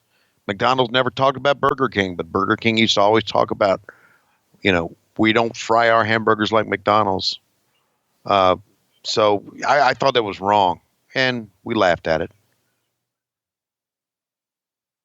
We laughed at everything back then. What the fuck's Kevin doing here? Okay, got it. Stand up, collar and elbow tie up. Thought maybe he had blown up by standing up. You know, the fans, this Steiner, just a tremendous Steiner line as we were talking right there about Wade Keller, and no one really reacted to it. Right. So either the Steiners were really not over at this point, or everybody is so hot and just about melted at ringside because it is a miserable night. Did you see that Kenta returned to New Japan over the weekend? I did not. Did you see that Okada beat Chris Jericho over the weekend? I did not. Did you see that Triple G knocked a motherfucker out over the weekend? I did not.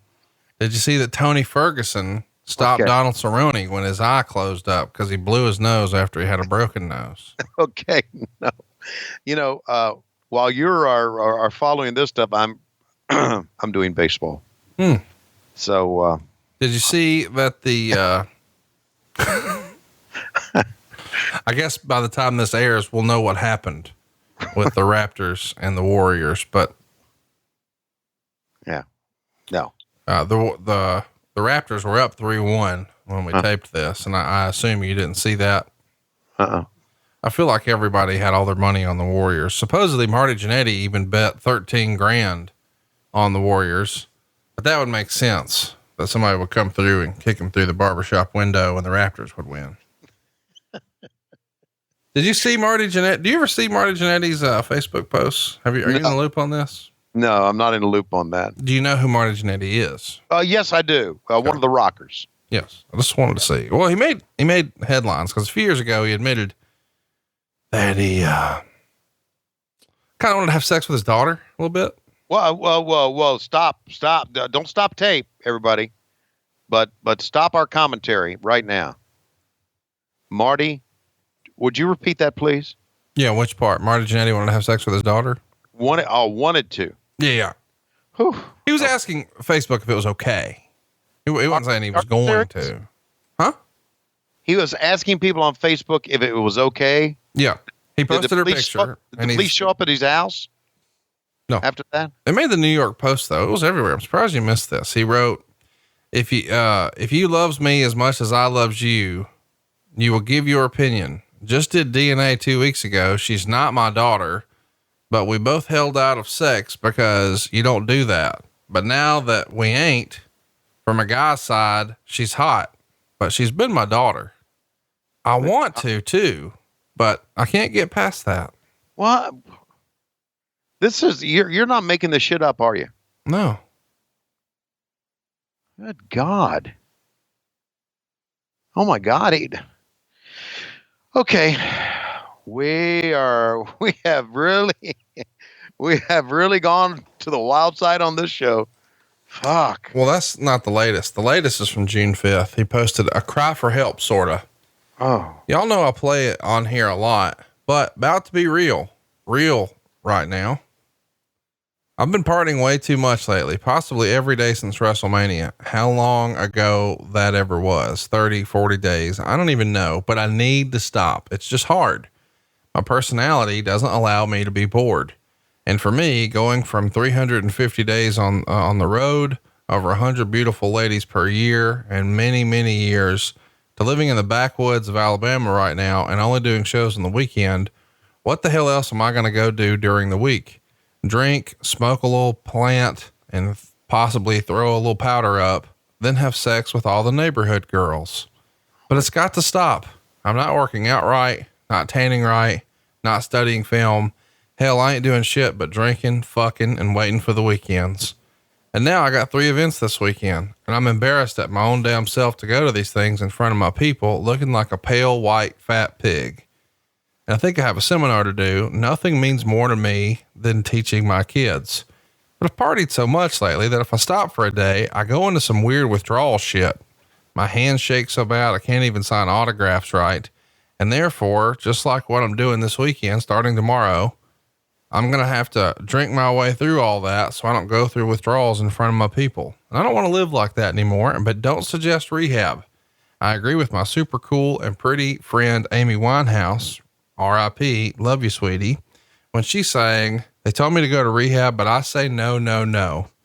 And here's what y'all need to know about that bullshit. When I lived in New Orleans, I went to 2 rehabs, one for sex addiction, one for drugs and alcohol. And the drugs and alcohol one, I ended up roughing up one of the counselors for being a dick to a sweet young 19-year-old boy who was trying hard.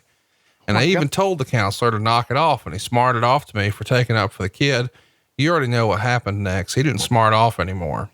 And then the sex addiction clinic, the idiots assigned me to a counselor who was a beautiful blonde with big tits. And we ended up dating for a few minutes, AKA fucking. I'll put up a pic so y'all can see how stupid it was to assign her to me. So I said all that to say, fuck rehabs. I can do this on my own. But my question is, what am I going to do with the boredom?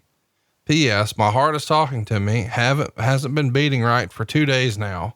Not to scare anyone, especially my family. Just further proof I've got to stop. Just told my heart I will stop. Just let me wean down so it's not dangerous. Oh my God. That's right. You read some real shit right there, didn't you? Yeah. Oh, he needs some intervention, Conrad. I don't know if you saw what I saw, but I saw the diamond cutter symbol in the sky right there. I didn't see that. That's the bat signal for send DDP. Yes. We need it. You're exactly right. But I mean, who's brave enough to go into the backwoods of Alabama after him? I mean, I would be scared to go close to him. Why? I'm afraid you might get some residual cooter on you. Yeah. Residual cooter might be it. Fuck. That's scary shit, man. Oh man, that's scary shit. That makes, what we're doing, not important. Who's the guy on the right there in the shot? He's part of the crew. Part of the crew. Sweating. I'll just stand here. Jim's shirt right now is completely, hello, I'm one of the politicians from the state of North Carolina. And I'd like to say we welcome WCW to the state of North Carolina for all you've done for us. Your tax dollars are going to work. That's exactly right. Your tax dollars is paying for everything here. Not only that, TBS is not getting the rating share that they want. And won't be too long that they'll be out of business. As long as Jim Hurd brings in the ding-dongs, maybe they'll bring in Long John Silver. Who fucking knows? Well, they'll probably end up doing the worst of all, and that's going up to New York and at the Grand Hyatt convincing Tony Schiavone to come back. We know that Tony Schiavone fucking sucks. All right. Now the fans are getting pumped up about this. This Marty Jannetty stuff is really disturbing. Wouldn't you say? I think we should get him on the show. Really? Yeah, why not? Well, I don't know, Conrad. I think that this all scares me. I think we should probably stay away from it. It scares me. You don't want to help him? All right, let's help him. How are we going to do this? You going to find out where he lives? I mean, seriously, we just send a text message to DDP and just get out of the way. All right, let's do that.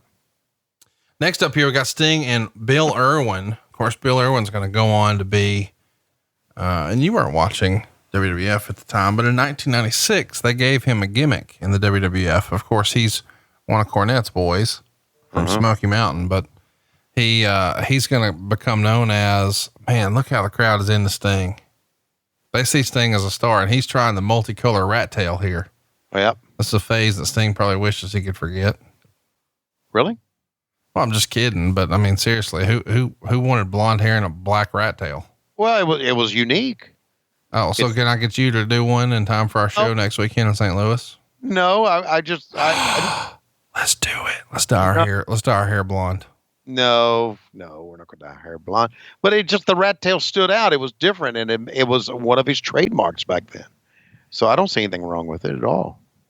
So anyway, Bill Irwin would do a gimmick as the Goon. He was a hockey player. Wow. I didn't realize Bill Irwin was the guy that they had as the Goon. Yep. And you get your shit together. Yeah. Wow. Bill Irwin. Hello. What we got there? Was that a WCW t-shirt? It's probably a WWF t-shirt that they shot in the front row, knowing these people back then. I didn't see Sting's name on the attempted Sting's name on the video font. Maybe an hour into the show, they finally decided we should stop trying to do that. Look at Irwin, man. That's a pretty good working punch right there. If in fact that is a working punch. Irwin could have been a Freebird, couldn't he? Didn't he have a Michael? Oh gosh, you're exactly right. Yeah. It looks like if Jimmy Jam and Terry Gordy had a baby. That's right. Yes, sir. Yeah, man. I like this version of Sting a lot.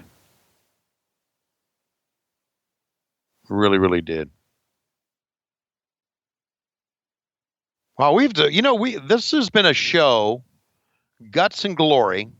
This has been a show that we go back in time and look at your favorite year, but it's also been a show that we've revealed a number of things here. We revealed that Tommy Young is upset about having the jock off the Barbarian, and everybody knows about it. Mm-hmm. We've revealed that you and I used to play with G.I. Joe dolls. Mm-hmm. We revealed that Marty Jannetty needs some serious intervention. So this has been a very revealing show. And we revealed, about your anniversary. Yes, my anniversary, and the Blue Chew had a part of that, and how we celebrated. And how big was that trench you laid? I have no idea what you just said. That's got to be an Alabama-ism. The trench that I just laid. You were digging a trench. That's what I was told. Okay, the trench was already there.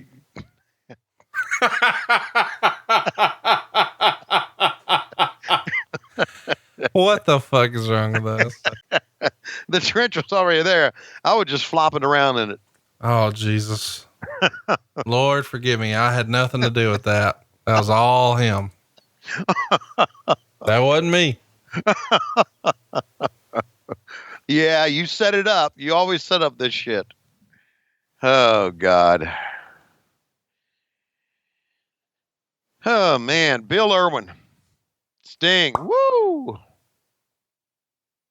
I just think right now the fans are like, okay, we're loving this, but we are so fucking uncomfortable and sweating and chafing and chafing. It's got to be some chafing going on there. So we got 2 matches left. We got the Freebirds, the Midnight Express, and the finals, and then our main event. Mm-hmm. Ricky the Dragon Steamboat and Terry Funk. Holy shit! Was that? Is this Coyote? Yeah, Scott Hall coming in, baby. Oh my God! This is one of my favorite promos in the history of wrestling, right here. Is it really with the Gator? Look, watch, dude. This is Gator Scott Hall. That's his gimmick. Oh, the way he just gets ready in between each move is hilarious. It's well before he became the badass, cool Scott Hall we knew in the NWO. Right. Well, you've seen a guy who, they give him a gimmick and he wants to make the best of it, right? Fuck. I wouldn't have done. Would you have done this fucking promo facing up a fucking Gator? Well, Vince McMahon wasn't calling, so.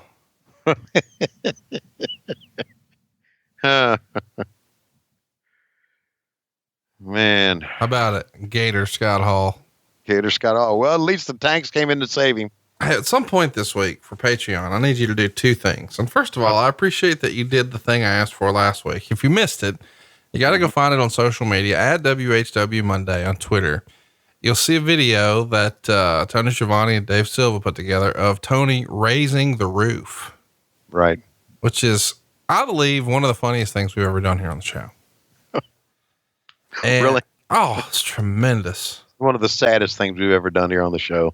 I loved it, and everybody else did too. All right. Sad. Well, so this week I want to do that hotline promo with that really slick Jack Victory piece. And I need that Gator Scott Hall. I'm just guessing this is Ric Flair's house. Yeah, it is. And there he is. Let's listen to what old Jim Ross is saying. Very, very beautiful facility. all the comforts of home Called and the more, dude's no house a doubt. facility. And the champion knows how to style and profile, as his home certainly evidences. You know, fans, a lot of questions have arisen regarding the status of the world's heavyweight champion. Will Ric Flair wrestle again? And if so, when? We're going to ask those questions and more for the champ's first appearance on national television since May the 7th in Nashville, Tennessee at Wrestle War 89. So I know he's home. I spoke with him just earlier. We're going to talk to the champion now and find out the questions I know you want answered. Hey, Rick. Jim, how are you, sir? How you feeling? Fine. Good. Getting better. Good. Glad you could spend some time with us. Well, thank you very much for coming. Beautiful place. Overwhelms every time I'm here. Overwhelms me. Well, thank you. I'm Really very proud of it. Please good. come in the den. Okay. Sit down. Okay. I think. What do you think of Rick answering the door with shades on inside his house and a neck brace and a Lakers wind jacket and a gray rectangle? It's taped. It's not even live. How does this continue to happen? Somebody's got an answer for this shit. What do you think he said right now? So I called Conrad and I said, "Hey buddy, I'm in the hospital. Yeah. I've got issues with my heart. I'm not going to make StarCast." But I'm sure that's going to be okay because, well, I can't pay attention from one thing to the next, and I'm not running my life now. Fifi is. And I'd just like to say that for all the people that I miss StarCast, but guess what? I won't show up to the next one either.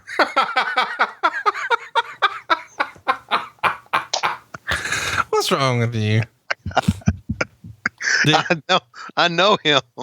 This is the wildest piece of tape ever. I kind of forgot this happened where he's here in a neck brace, having been pile driven by Terry Funk on the table and chilling at the house in a Lakers jacket and some shades. Let's kick in the audio again here. See what Ricky's saying for real. I knew day one after the airplane crashed that I would make it back. The doctors said that I would be able to at some point in time wrestle again. Now it's a question mark.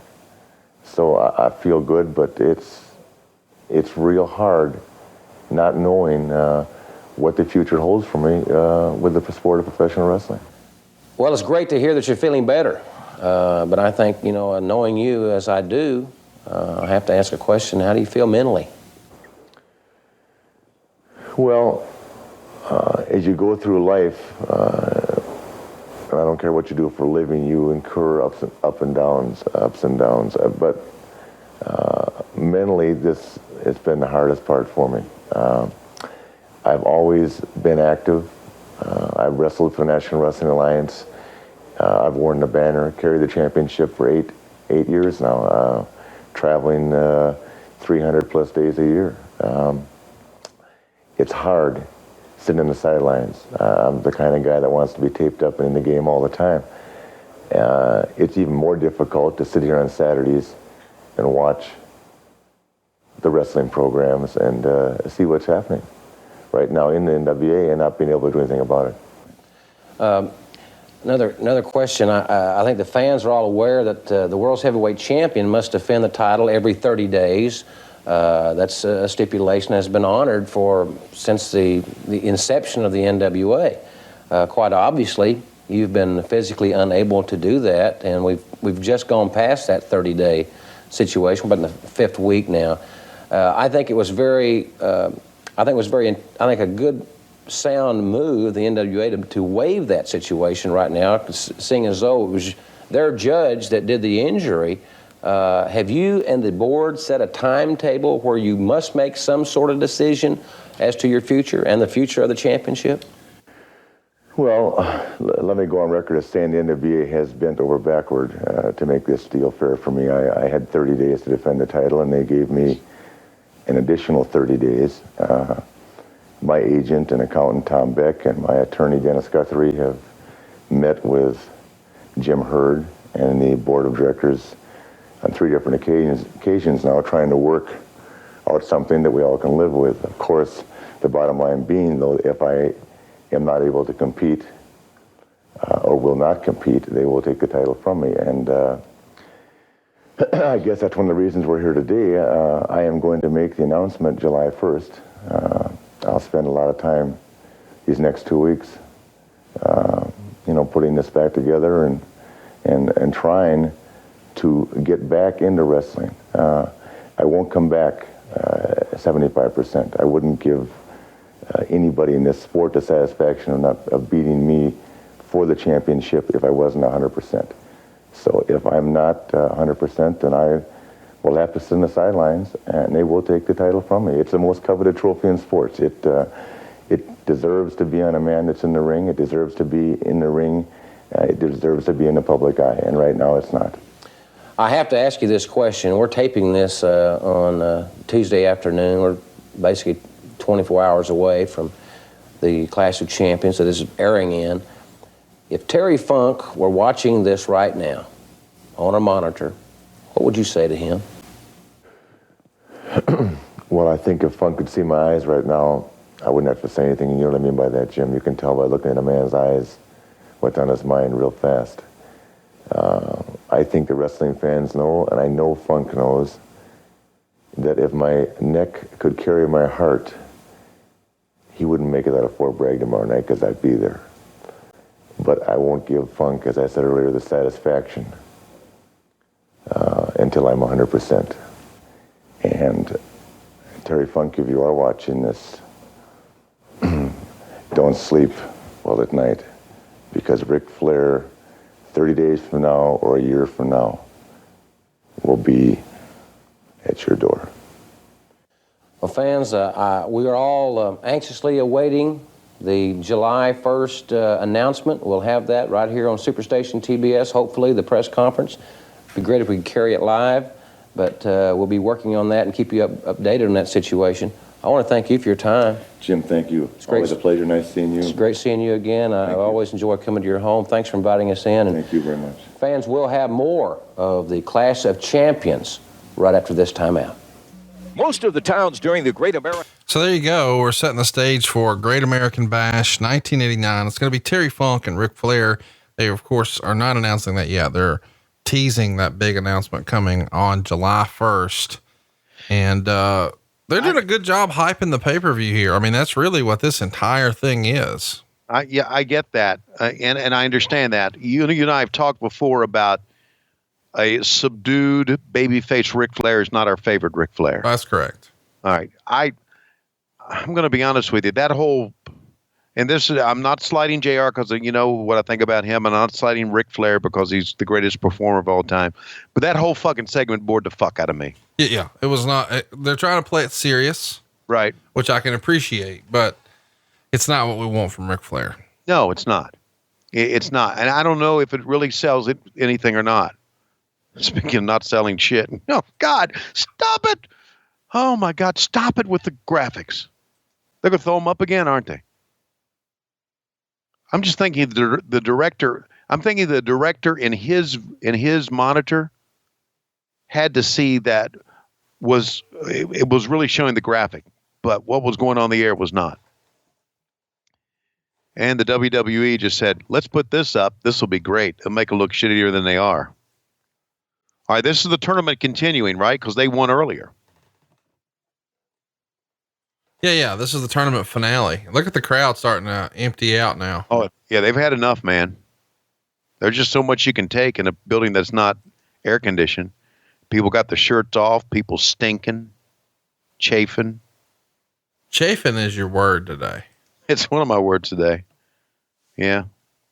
And we've still got more than a half hour left in this show. How about that? Jesus criminy. Yeah, okay. That's what they wanted, right? An empty fucking house for the main event. Well, exactly. Didn't think this one through, but then again, that was WCW 1989. Now, remember how excited the crowd was at the beginning when the Cornette and them showed up? Look at this. Man. People just taking their shirt. What the fuck? Yeah, I think Cornette was just hot and wanted to lay down. Yeah, absolutely. Probably cool under the ring there. Which, can I say something here? I'm really disturbed about something, Conrad.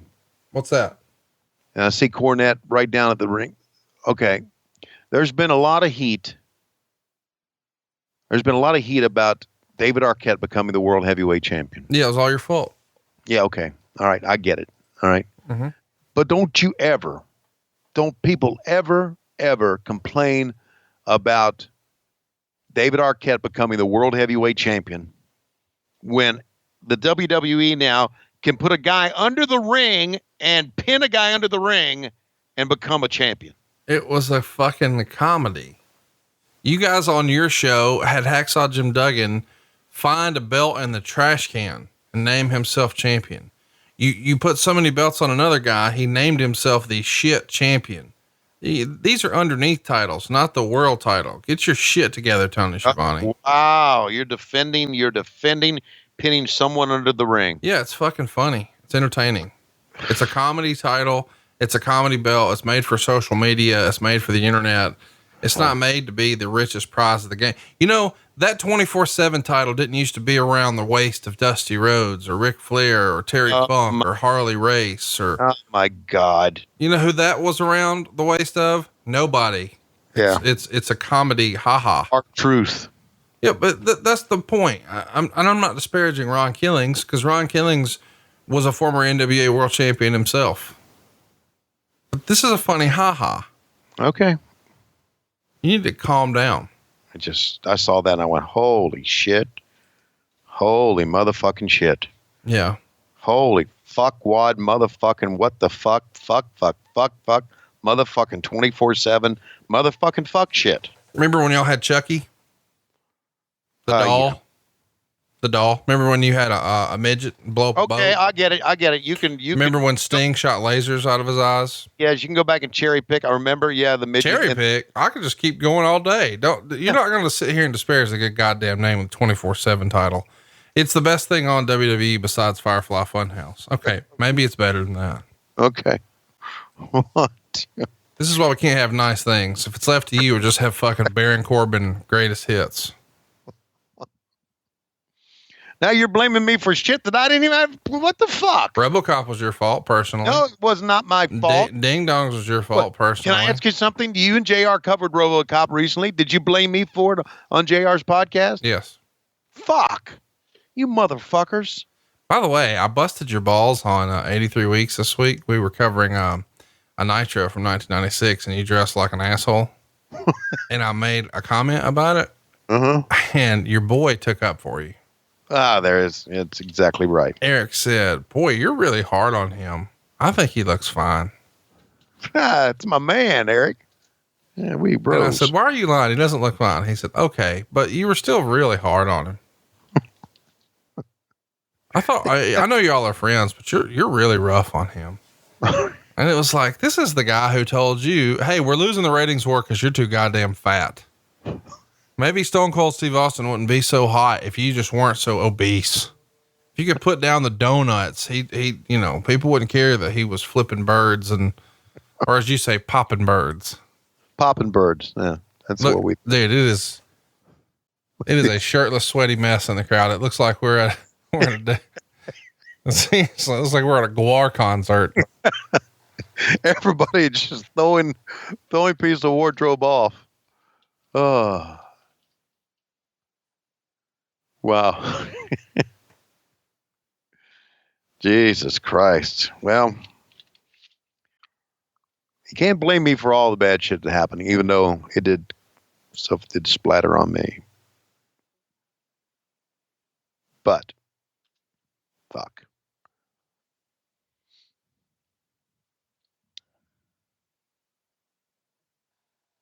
Man, and they know they got to put some time into this match, and they're fucking hot. So they're just wasting time on the outside here, buddy. I'm not mad at it either. No, I get it. This show has come to a screeching halt, don't you think? Yeah. People are just trying to survive at this point. This is the real Survivor Series, and we've still got the main event to go after this. Look how wet Tommy Young's shirt is stuck to him. Oh my God. I'm glad you pointed that out because I don't know that I would have noticed, but it's like somebody hosed him down. Look. Man, look at the crowd. It looks like an indie show now. I need to see Dave in the crowd going, it's still real to me, damn it.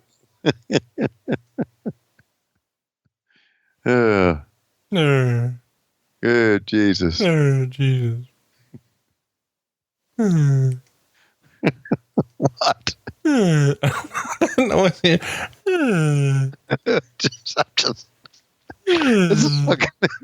is fucking hilarious.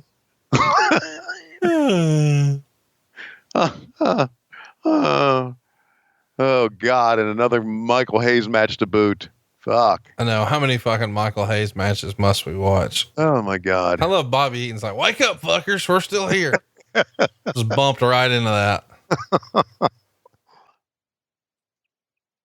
We ain't done yet. Wake up. Yeah. How about that? All you 300 people left. You excited about StarCast 3? Yes, I am. Has seen the lineup yet of the shows? I noticed that Mick Foley's there. Excited about that. Mm-hmm. Maybe I'll do a run-in on his stage show. No, you won't. I won't? No. Okay. It's happening when you're doing football. That's right. Well, shit. Let's go do a run-in. I don't think I've got you on stage this time because you're only there for like 3 hours before it's football time. You don't have me on stage? I mean, I wish you were, but I think you're, Plus too, because I wanted to get paid. I got to be on stage. To get paid. No, that's not true, dude. You were the first thing to sell out meet and greet wise last time. I mean, you're over like Rover. You just don't give yourself enough credit. Hey, I enjoy eat and greets. I really do. Just kind of a fellowship, intimate setting, tell stories. Most of the guys who are doing the meet and greets, really know all of our stories from this podcast and on our live shows. And I really enjoy that. I really enjoy being able to fellowship with people. And that's kind of what our Patreons become. We're just all like buddies. Fellowship. Right.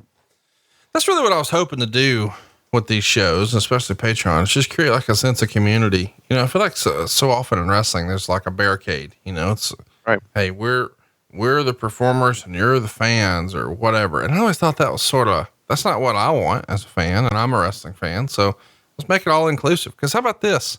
We're sitting around watching all wrestling together. Mm-hmm. We're all fans of that. Yeah, exactly. And listen, you don't give yourself enough credit for what you've done and how you've brought people together and how we all become fans. I always kind of got it. But it really didn't hit home with me until we got everybody together for our low key big hog event in Huntsville. How do you mean? Well, when we were all together in that room, we're watching shows together, and you and I are commentating on the shows, and the fan and our friends are around, and then we go out to eat, and we go to a local show together. I felt like part of a group. I felt like a part of just. Because sometimes you and I, like you're upstairs in your back cave and I'm in my little studio off of my garage, and it's easy for us to fall into the mindset of it's just me and you.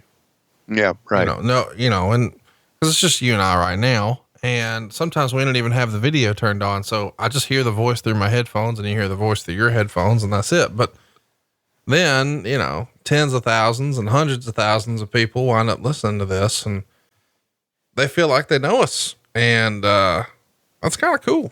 Yeah, it is. And I want them to feel that way because I go back to this. I was a big, big wrestling fan, but I'm also, wow. Was that a 3 count? This is breaking down.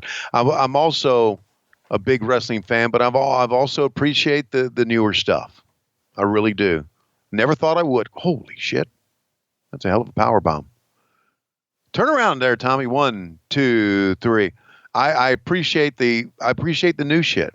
I really do. I appreciated the acrobatic stuff and appreciate it all. So I think I've transitioned very nicely into what wrestling has become today. And I like to thank you and all the people out there who have helped me out with that. They're just excited they're fucking leaving.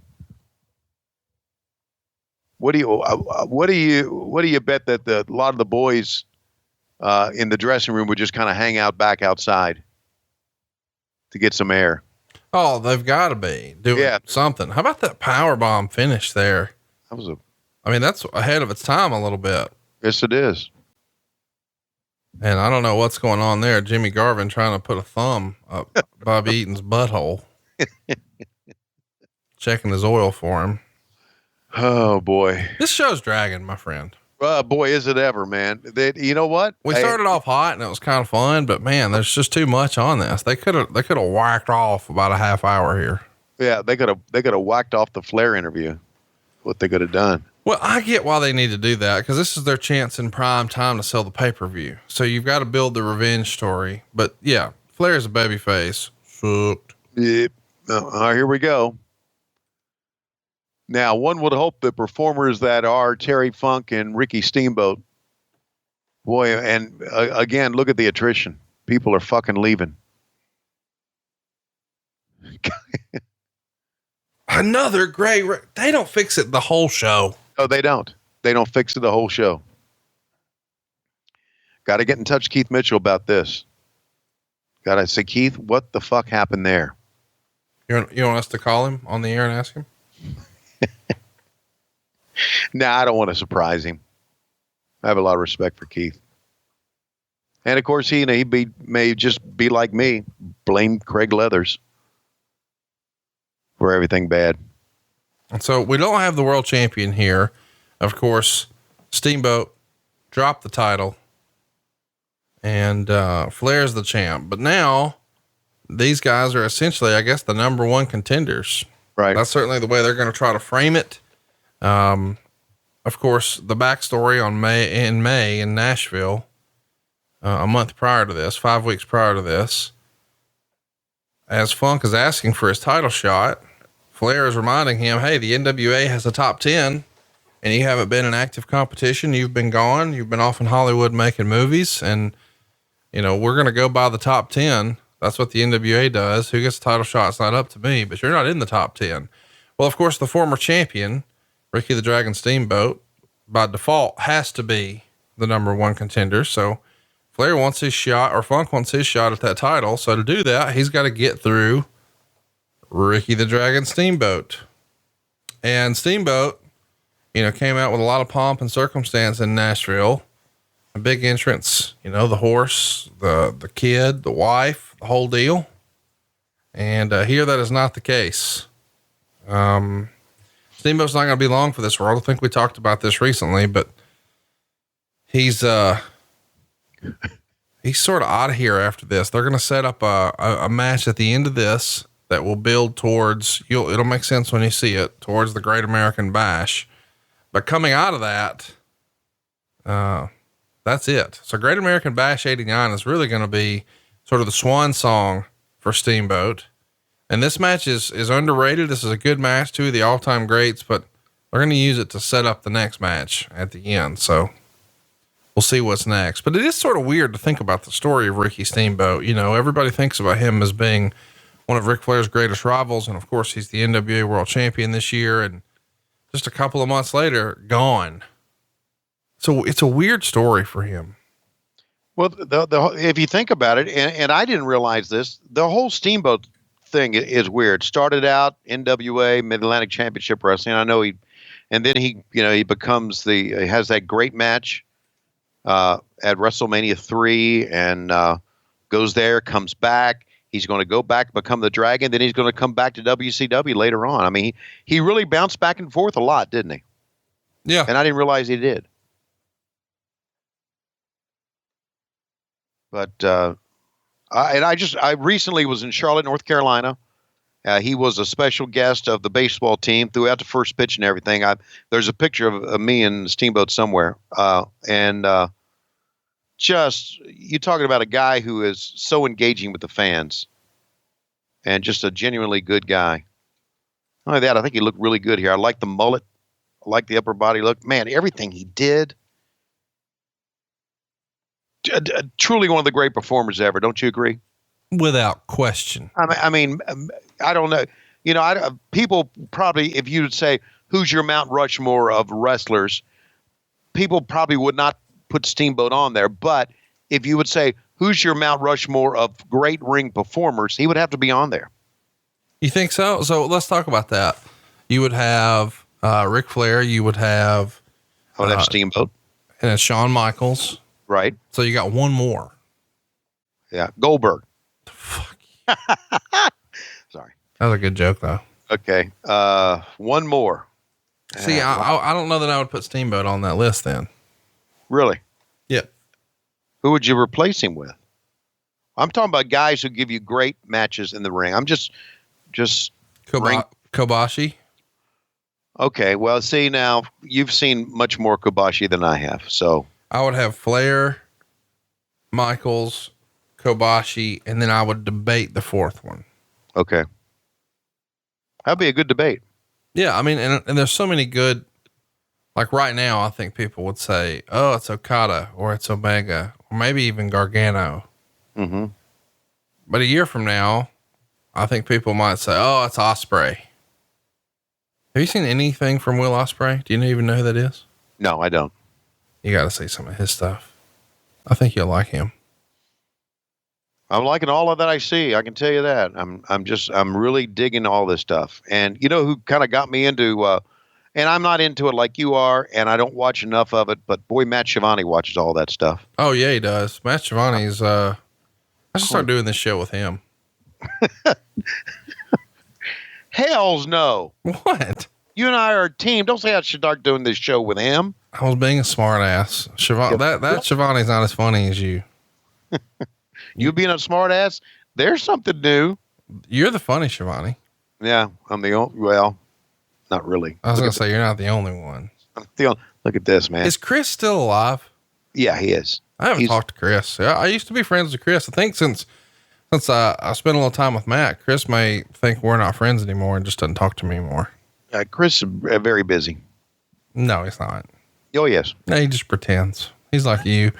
You know, you guys get up early and you iron your shirt, you make your coffee and you go to work and you're just doing it to make your wife think you're really working, but you're not fooling me. Right. I know you motherfuckers ain't doing nothing. Yeah. I have to admit, my life has just been sitting around talking. I mean, that is literally what you do for a living. That's what I've always done for a living. Just sit around talking. Yep. Yep. Either sit at a baseball game and talk, or sit here in the bat cave and talk to you, or sit at a wrestling desk, my chair higher than anybody else's, and talking. But you don't do that anymore. You just pulled up lame on court. Don't show up for work anymore. Oh, don't start that. Don't start that. He sent me the list of dates for 2019. And I told Court, I've got baseball, football, and basketball. Look at that, doing a flare bump. What the fuck was he doing there? Showing everybody he could. An upside down flare bump on the turnbuckle? Upside down and inside out. I'm about to show all you folks what it's all about. Shit. That kind of surprised me. No, it didn't. Yeah, it did. You don't know. Look at fucking Steamboat, man. You think he's not on the Mount Rushmore of great performers in the ring? Oh, God. That was, I mean, he didn't do anything, but it was still fun to look at. Yes. You don't necessarily have to do anything to be a great performer. You just have to look good a lot of times. And he looks good up there, man. You know what I want to do? I want to get a wrestling ring, set it up in my basement, and me and you work out some spots. Stop it. I'm not going to get in the ring with you. Why not? Because you'll pull a gimmick out of your tights and hit me in the head with it. Well, you think, no, come on. Yeah, absolutely. You're a cheating motherfucker. I know how to work it. Yeah, I bet you do. I'll work it. Okay. Are you telling me if I set up a wrestling ring in my basement, you wouldn't? No. Why? Wouldn't go anywhere near it. Let me give you a power bomb. Well, look, I'm old. Okay. So? I'm old. And hey, okay. Put it this way. If JR agrees to come to your basement and you power bomb his ass, then I'll do it. Okay. Listen, I know the show has died and we're just stretching right now just to get to the end, but we have resorted to, will JR let you give him a power bomb?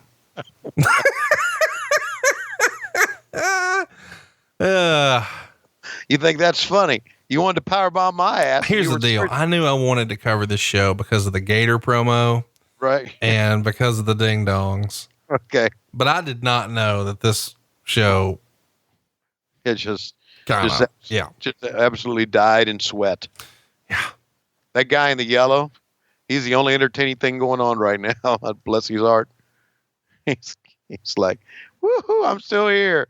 Woo, where is he? He'll jump up here in a minute again in that yellow shirt. Wow. Look at this, man. They are just.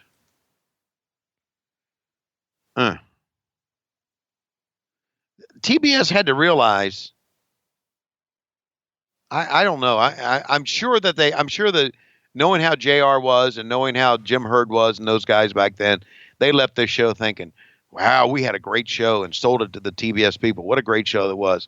But come on, this wasn't a great show. Well, here's the thing too. And I'm not saying this to be funny. The biggest star in the company. And again, I realize how it sounds when I say it, but the biggest star in the company here is who? Ric Flair. And he's not on the show. So and when he is on the show, it's not what you want and it's not advertised on the show. I mean, so is it that big of a surprise when you don't get the rating? You don't get a 5? Is it that big of a surprise when the rating's down when you don't have your biggest star on the show? No, it shouldn't be. But it was all done, I guess, to sell a pay-per-view, right? I mean, they thought that what was more important was to get a buy rate for a pay-per-view. And they're probably disappointed on the buy rate as well. Maybe not. Boy, yeah, man, they are. These guys are spent. Yeah, I mean, they are fucking spent. It's hotter than the face of hell right now. By the way, I guess we should mention that there were no observers available for this show. So we just tried to do the recap out of the torch, just so everybody knew. The Observer didn't do a recap of this? No, they did. It's just not posted on the internets. Okay. It's not readily available. I can't go get it. Yeah, you can go get it. You and Meltzer are friends. No, I can. But I didn't fucking care to. So I just used the torch. I do want to mention that Kevin Sullivan and Mike Rotundo pinned the Steiners. Sting got Bill Irwin. They, of course, retained the TV title. The Freebirds are now the NWA World Tag titles, or World Tag Team Champions. Right. And this match right here, which is going to end in a DQ, I guess we've already sort of teased that, got an A- in the torch, which is pretty good. A-? Yeah. Huh. Much as I love those performers, I can't. This is a slow, plodding match. I don't think so. I think it's just you and I are burnt a little bit on the show. So we see the ref bump. Terry Funk looking to take him from the outside in. Big suplex. It's sort of interesting too, just the color choices that our baby face. Is that Nick Patrick? Yeah. Yes, pulling him by his pants leg. 1, 2. False finish. And the fans are like, fuck, we got to stay here a little bit longer. I love you for that. Yeah. Oh. Only a 2 count. Look at those working punches, buddy. Those are good ones. Oh, why do you go, Because I just love guys who can give working punches. I'm just, but just amazing to me. You say it like it, you don't need blue chew. You go, Fuck, look at them working punches. Whoa. There you go. It's better. Whoa. Oh, look at that. Oh. That's what I like. I need that. I need that. Whoa. Sit down, you in the yellow shirt, you motherfucker. We're not looking at you. Somebody just slapped him in the back of the head, but he's probably fucking an Army Ranger. Mm. Not fucking an Army Ranger. That's what you said. No, fucking comma. He's probably an Army Ranger. Fucking comma. Oh my God, fucking comma. or fucking exclamation point. He's probably an Army. Into the ropes. Come on. Please end this match. Please. still, Steamboat is on the Mount Rushmore, great ring performers. Really, you think it's like, just see, he just is. Here he goes. Come on. What a cool visual. It is. I never understood that. I'm going to jump off the top rope with the one fist. Or the karate chop or something. Yeah. It's the visual of, look at this. Oh, look at the crew guy. Like, don't knock over the camera, Terry. I'm going to hold it in place. You know, no, it's my coat. You know, he had to be whispering, get out of the way, get out of the way. Because the crew member stepped right back right away. Look at him step right on. Terry was had a great sense of humor about him. He loved to fuck with people at ringside. Oh, they just threw it out. That's it, right? Nick No. Patrick. When he calling for the bell? Yeah, he's calling for the bell. Into the match, you got to be disqualified. Now that's a shitty finish. If that in fact is the way it finished. Hey, here's Funk right back again. The Ray Steamboat's hand. Yep. Here we go. Oh, Luger. Our babyface Lex Luger is here to save Terry Funk and get some retribution for Ricky the Dragon Steamboat. Look at those pants he's wearing.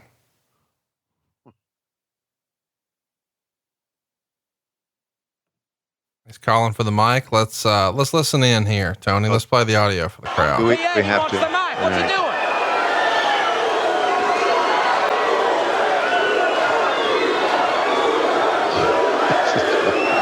Hard cameras. Hard cameras.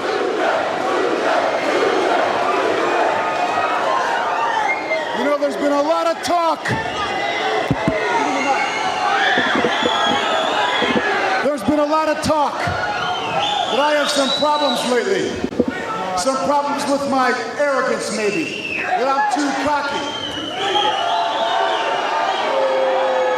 That I have a problem with maybe too much ego, a lot of ego.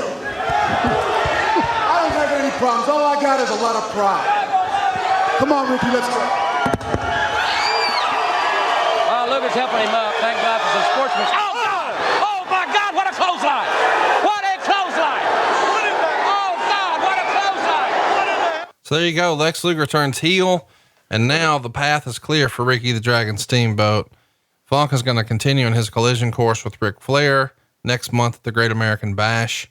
And now it looks very apparent that Lex Luger and Ricky Steamboat are going to get it on live on pay-per-view.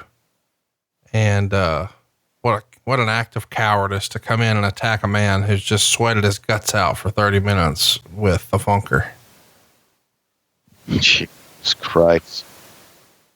And a shitty chair shot boot. A shitty what shot? Chair shot. Oh. God. I mean, even, of course, we knew, we remembered, but I mean, that was pretty predictable, wasn't it? Even when he, well, because you know, live, yeah. I mean, you know, what he's going to do. Oh, bring back. Fuck. I want to talk again. We're going to listen to this part too. Yeah, here we go. I'll crank it up for everybody. Number one contender. All right, that's totally distasteful. So he makes it clear you are no number one contender. Just in case you're at home and you're not exactly sure, you don't get another shot at Flair. Now you're with me. And as a result, Steamer's out of here. Sting comes in and give him the babyface rub just to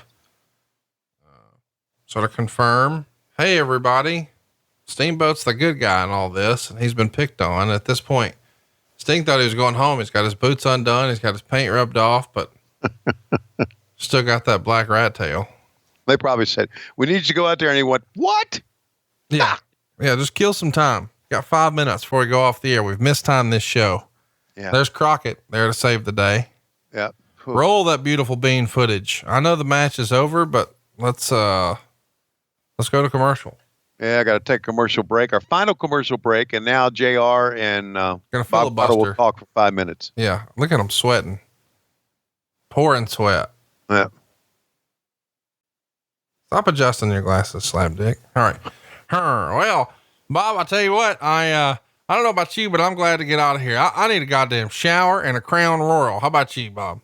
Well, yeah, absolutely. Jim, I'd like to take this trophy that I got right now and just hit myself over the fucking head with it, knock myself out cold, then I wouldn't be sweating so much. Because these motherfuckers behind me, fuck all them, fuck everything. And let me tell you, Jesse Helms, I worked for Jesse Helms for many years in the state of North Carolina, and I got to say that never have I been here and never will I come back again.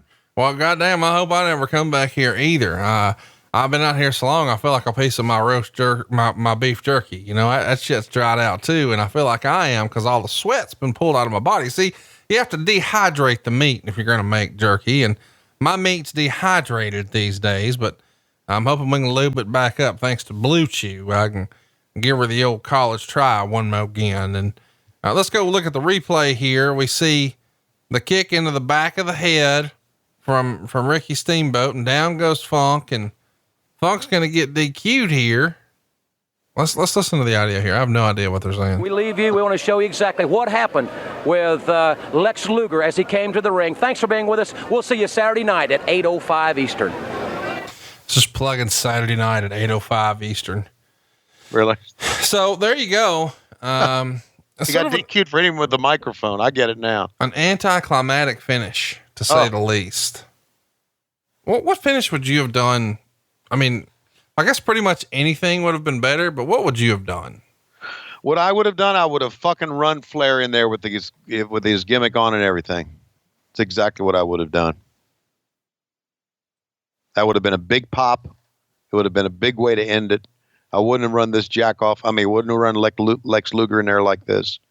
I would have sent Flair in. Right? Because they taped this pre-recorded. It's in North Carolina. My God, he's here. He knew that Funk was here. He wanted a piece of him. Oh man, they're going to show the Luger talking again. What are they doing? What the fuck? Talk about mistimed. Jesus. This show really sucked, Conrad. Yep. Really sucked. It's a shame that you weren't here to correct him. You know, you were on Zeus at the time, so you couldn't really do much, you know? You know what I would have done? Nothing. Right. I would have said, "Oh, this is all great."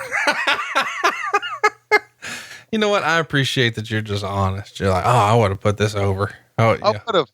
We'd have been high-fiving. We would have been hugging each other in the back. Let go of the Chiron. What the fuck? God, at the very end, they're going to show it again. They can't help it. They can't help themselves. That's actually a pretty good lariat or clothesline. By the way, I have been teaching the kids here. You know, we talked about how different my life is right now. No. So right now at the Conradison, it's myself and my wife and our two dogs, Ginger and Baby. Yeah. And, her daughter and my daughter. Okay. No big deal. Right. But we've got former United States heavyweight champion Dave Flair here and his wife and his two kids. Really? And we've got, Mr. Flair's first wife, my wife's mother, and her husband. Yeah. And they're all here. Got a house full. Wow. 6 adults, 4 kids, 3 dogs. Yeah. And I told them all to piss off so I could come watch Lex Luger throw the rack on Ricky the Dragon Steamboat. Yeah. And you know what? As much as this show sucked, it beat the alternative for me. Yeah. I can see where that would have been the case there. So here's what I'm thinking. If you're thinking what I'm thinking this next week, we need to cover a lot of bonus content for Patreon. So you can have, No, we're not explaining why. Okay. We got to take care of our patrons. You know what I mean? We want to do a good job for them. Okay. I got that. Duh. You could always just, Nope. I don't want to hear any suggestions. That's what we're doing. Can I throw one suggestion? Okay. Just have David Flair tell you what Stacy Keibler looks like. We're not allowed to talk about that. Okay. Did you hear who else is here? Yeah. So you're not allowed to talk about that. Do you understand? listen, I don't care. I don't care how many kids he's got or how happily married he is. In his past is Stacy Keibler, and you just can't get. That's kind of like a tattoo. You can't. No. When I come to your house, all right, now which I'm never going to because I've never been invited. But hypothetically, if I were to come to your house, I would not just bust through and be like, "Hey, tell everybody about that time you got beat off with Road Warrior Animal down in Florida." You know what I mean? That's first of all, that's a lie, and second of all, okay, the Stacy Keibler David Flair thing is common knowledge. Common knowledge. Okay, well, it's common knowledge that you once milk dudded Medusa at a movie theater. You know what I'm talking about. Don't play dumb now. Milk dudded. You milk dudded her. Milk dud is now a verb. Well, I mean, I didn't milk dud her. You milk dudded her. That sounds awfully inviting, doesn't it? It does. So here's the deal. We've got some bonus content coming to you this week on Patreon. One of the things we're going to do for sure is we're going to revisit, Undertaker Goldberg. Yeah. Just cause I want to make sure that we never do anything with WWE. June 19th, we'll be back at you. We're going to cover the June 30th, 1997 Nitro. What a time to be alive. The following week on June 26th, we're going to cover the June 28th, 1999 Nitro. On July 3rd, Great American Bash 1990. On July 10th, Great American Bash 92. On July 17th, Bash at the Beach 97. On July 24th, Great American Bash 89, the follow-up to the show we just watched. And then on July 31st, we're going to round things out for the month of July with Clash of the Champions 31. But now that we've given everybody the rundown and they know what sort of bonus content is coming their way, Tony, I feel like it's about that time. It really is. And now it's time for our main event here in a hot, sweaty, stinky base where coming to the ring is, I'm not so sure who that is, Conrad, because there's no video font. What the who is this coming to the ring? And now here comes his opponent. Oh, I have no idea who this motherfucker is as well. And now coming to here comes David Flair to the ring.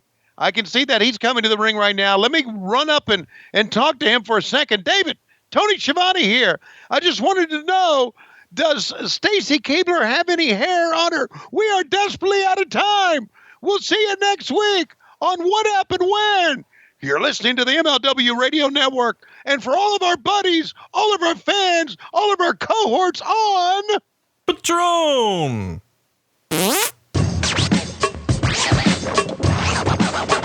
Promotional considerations paid for by the following. LowestRules.com.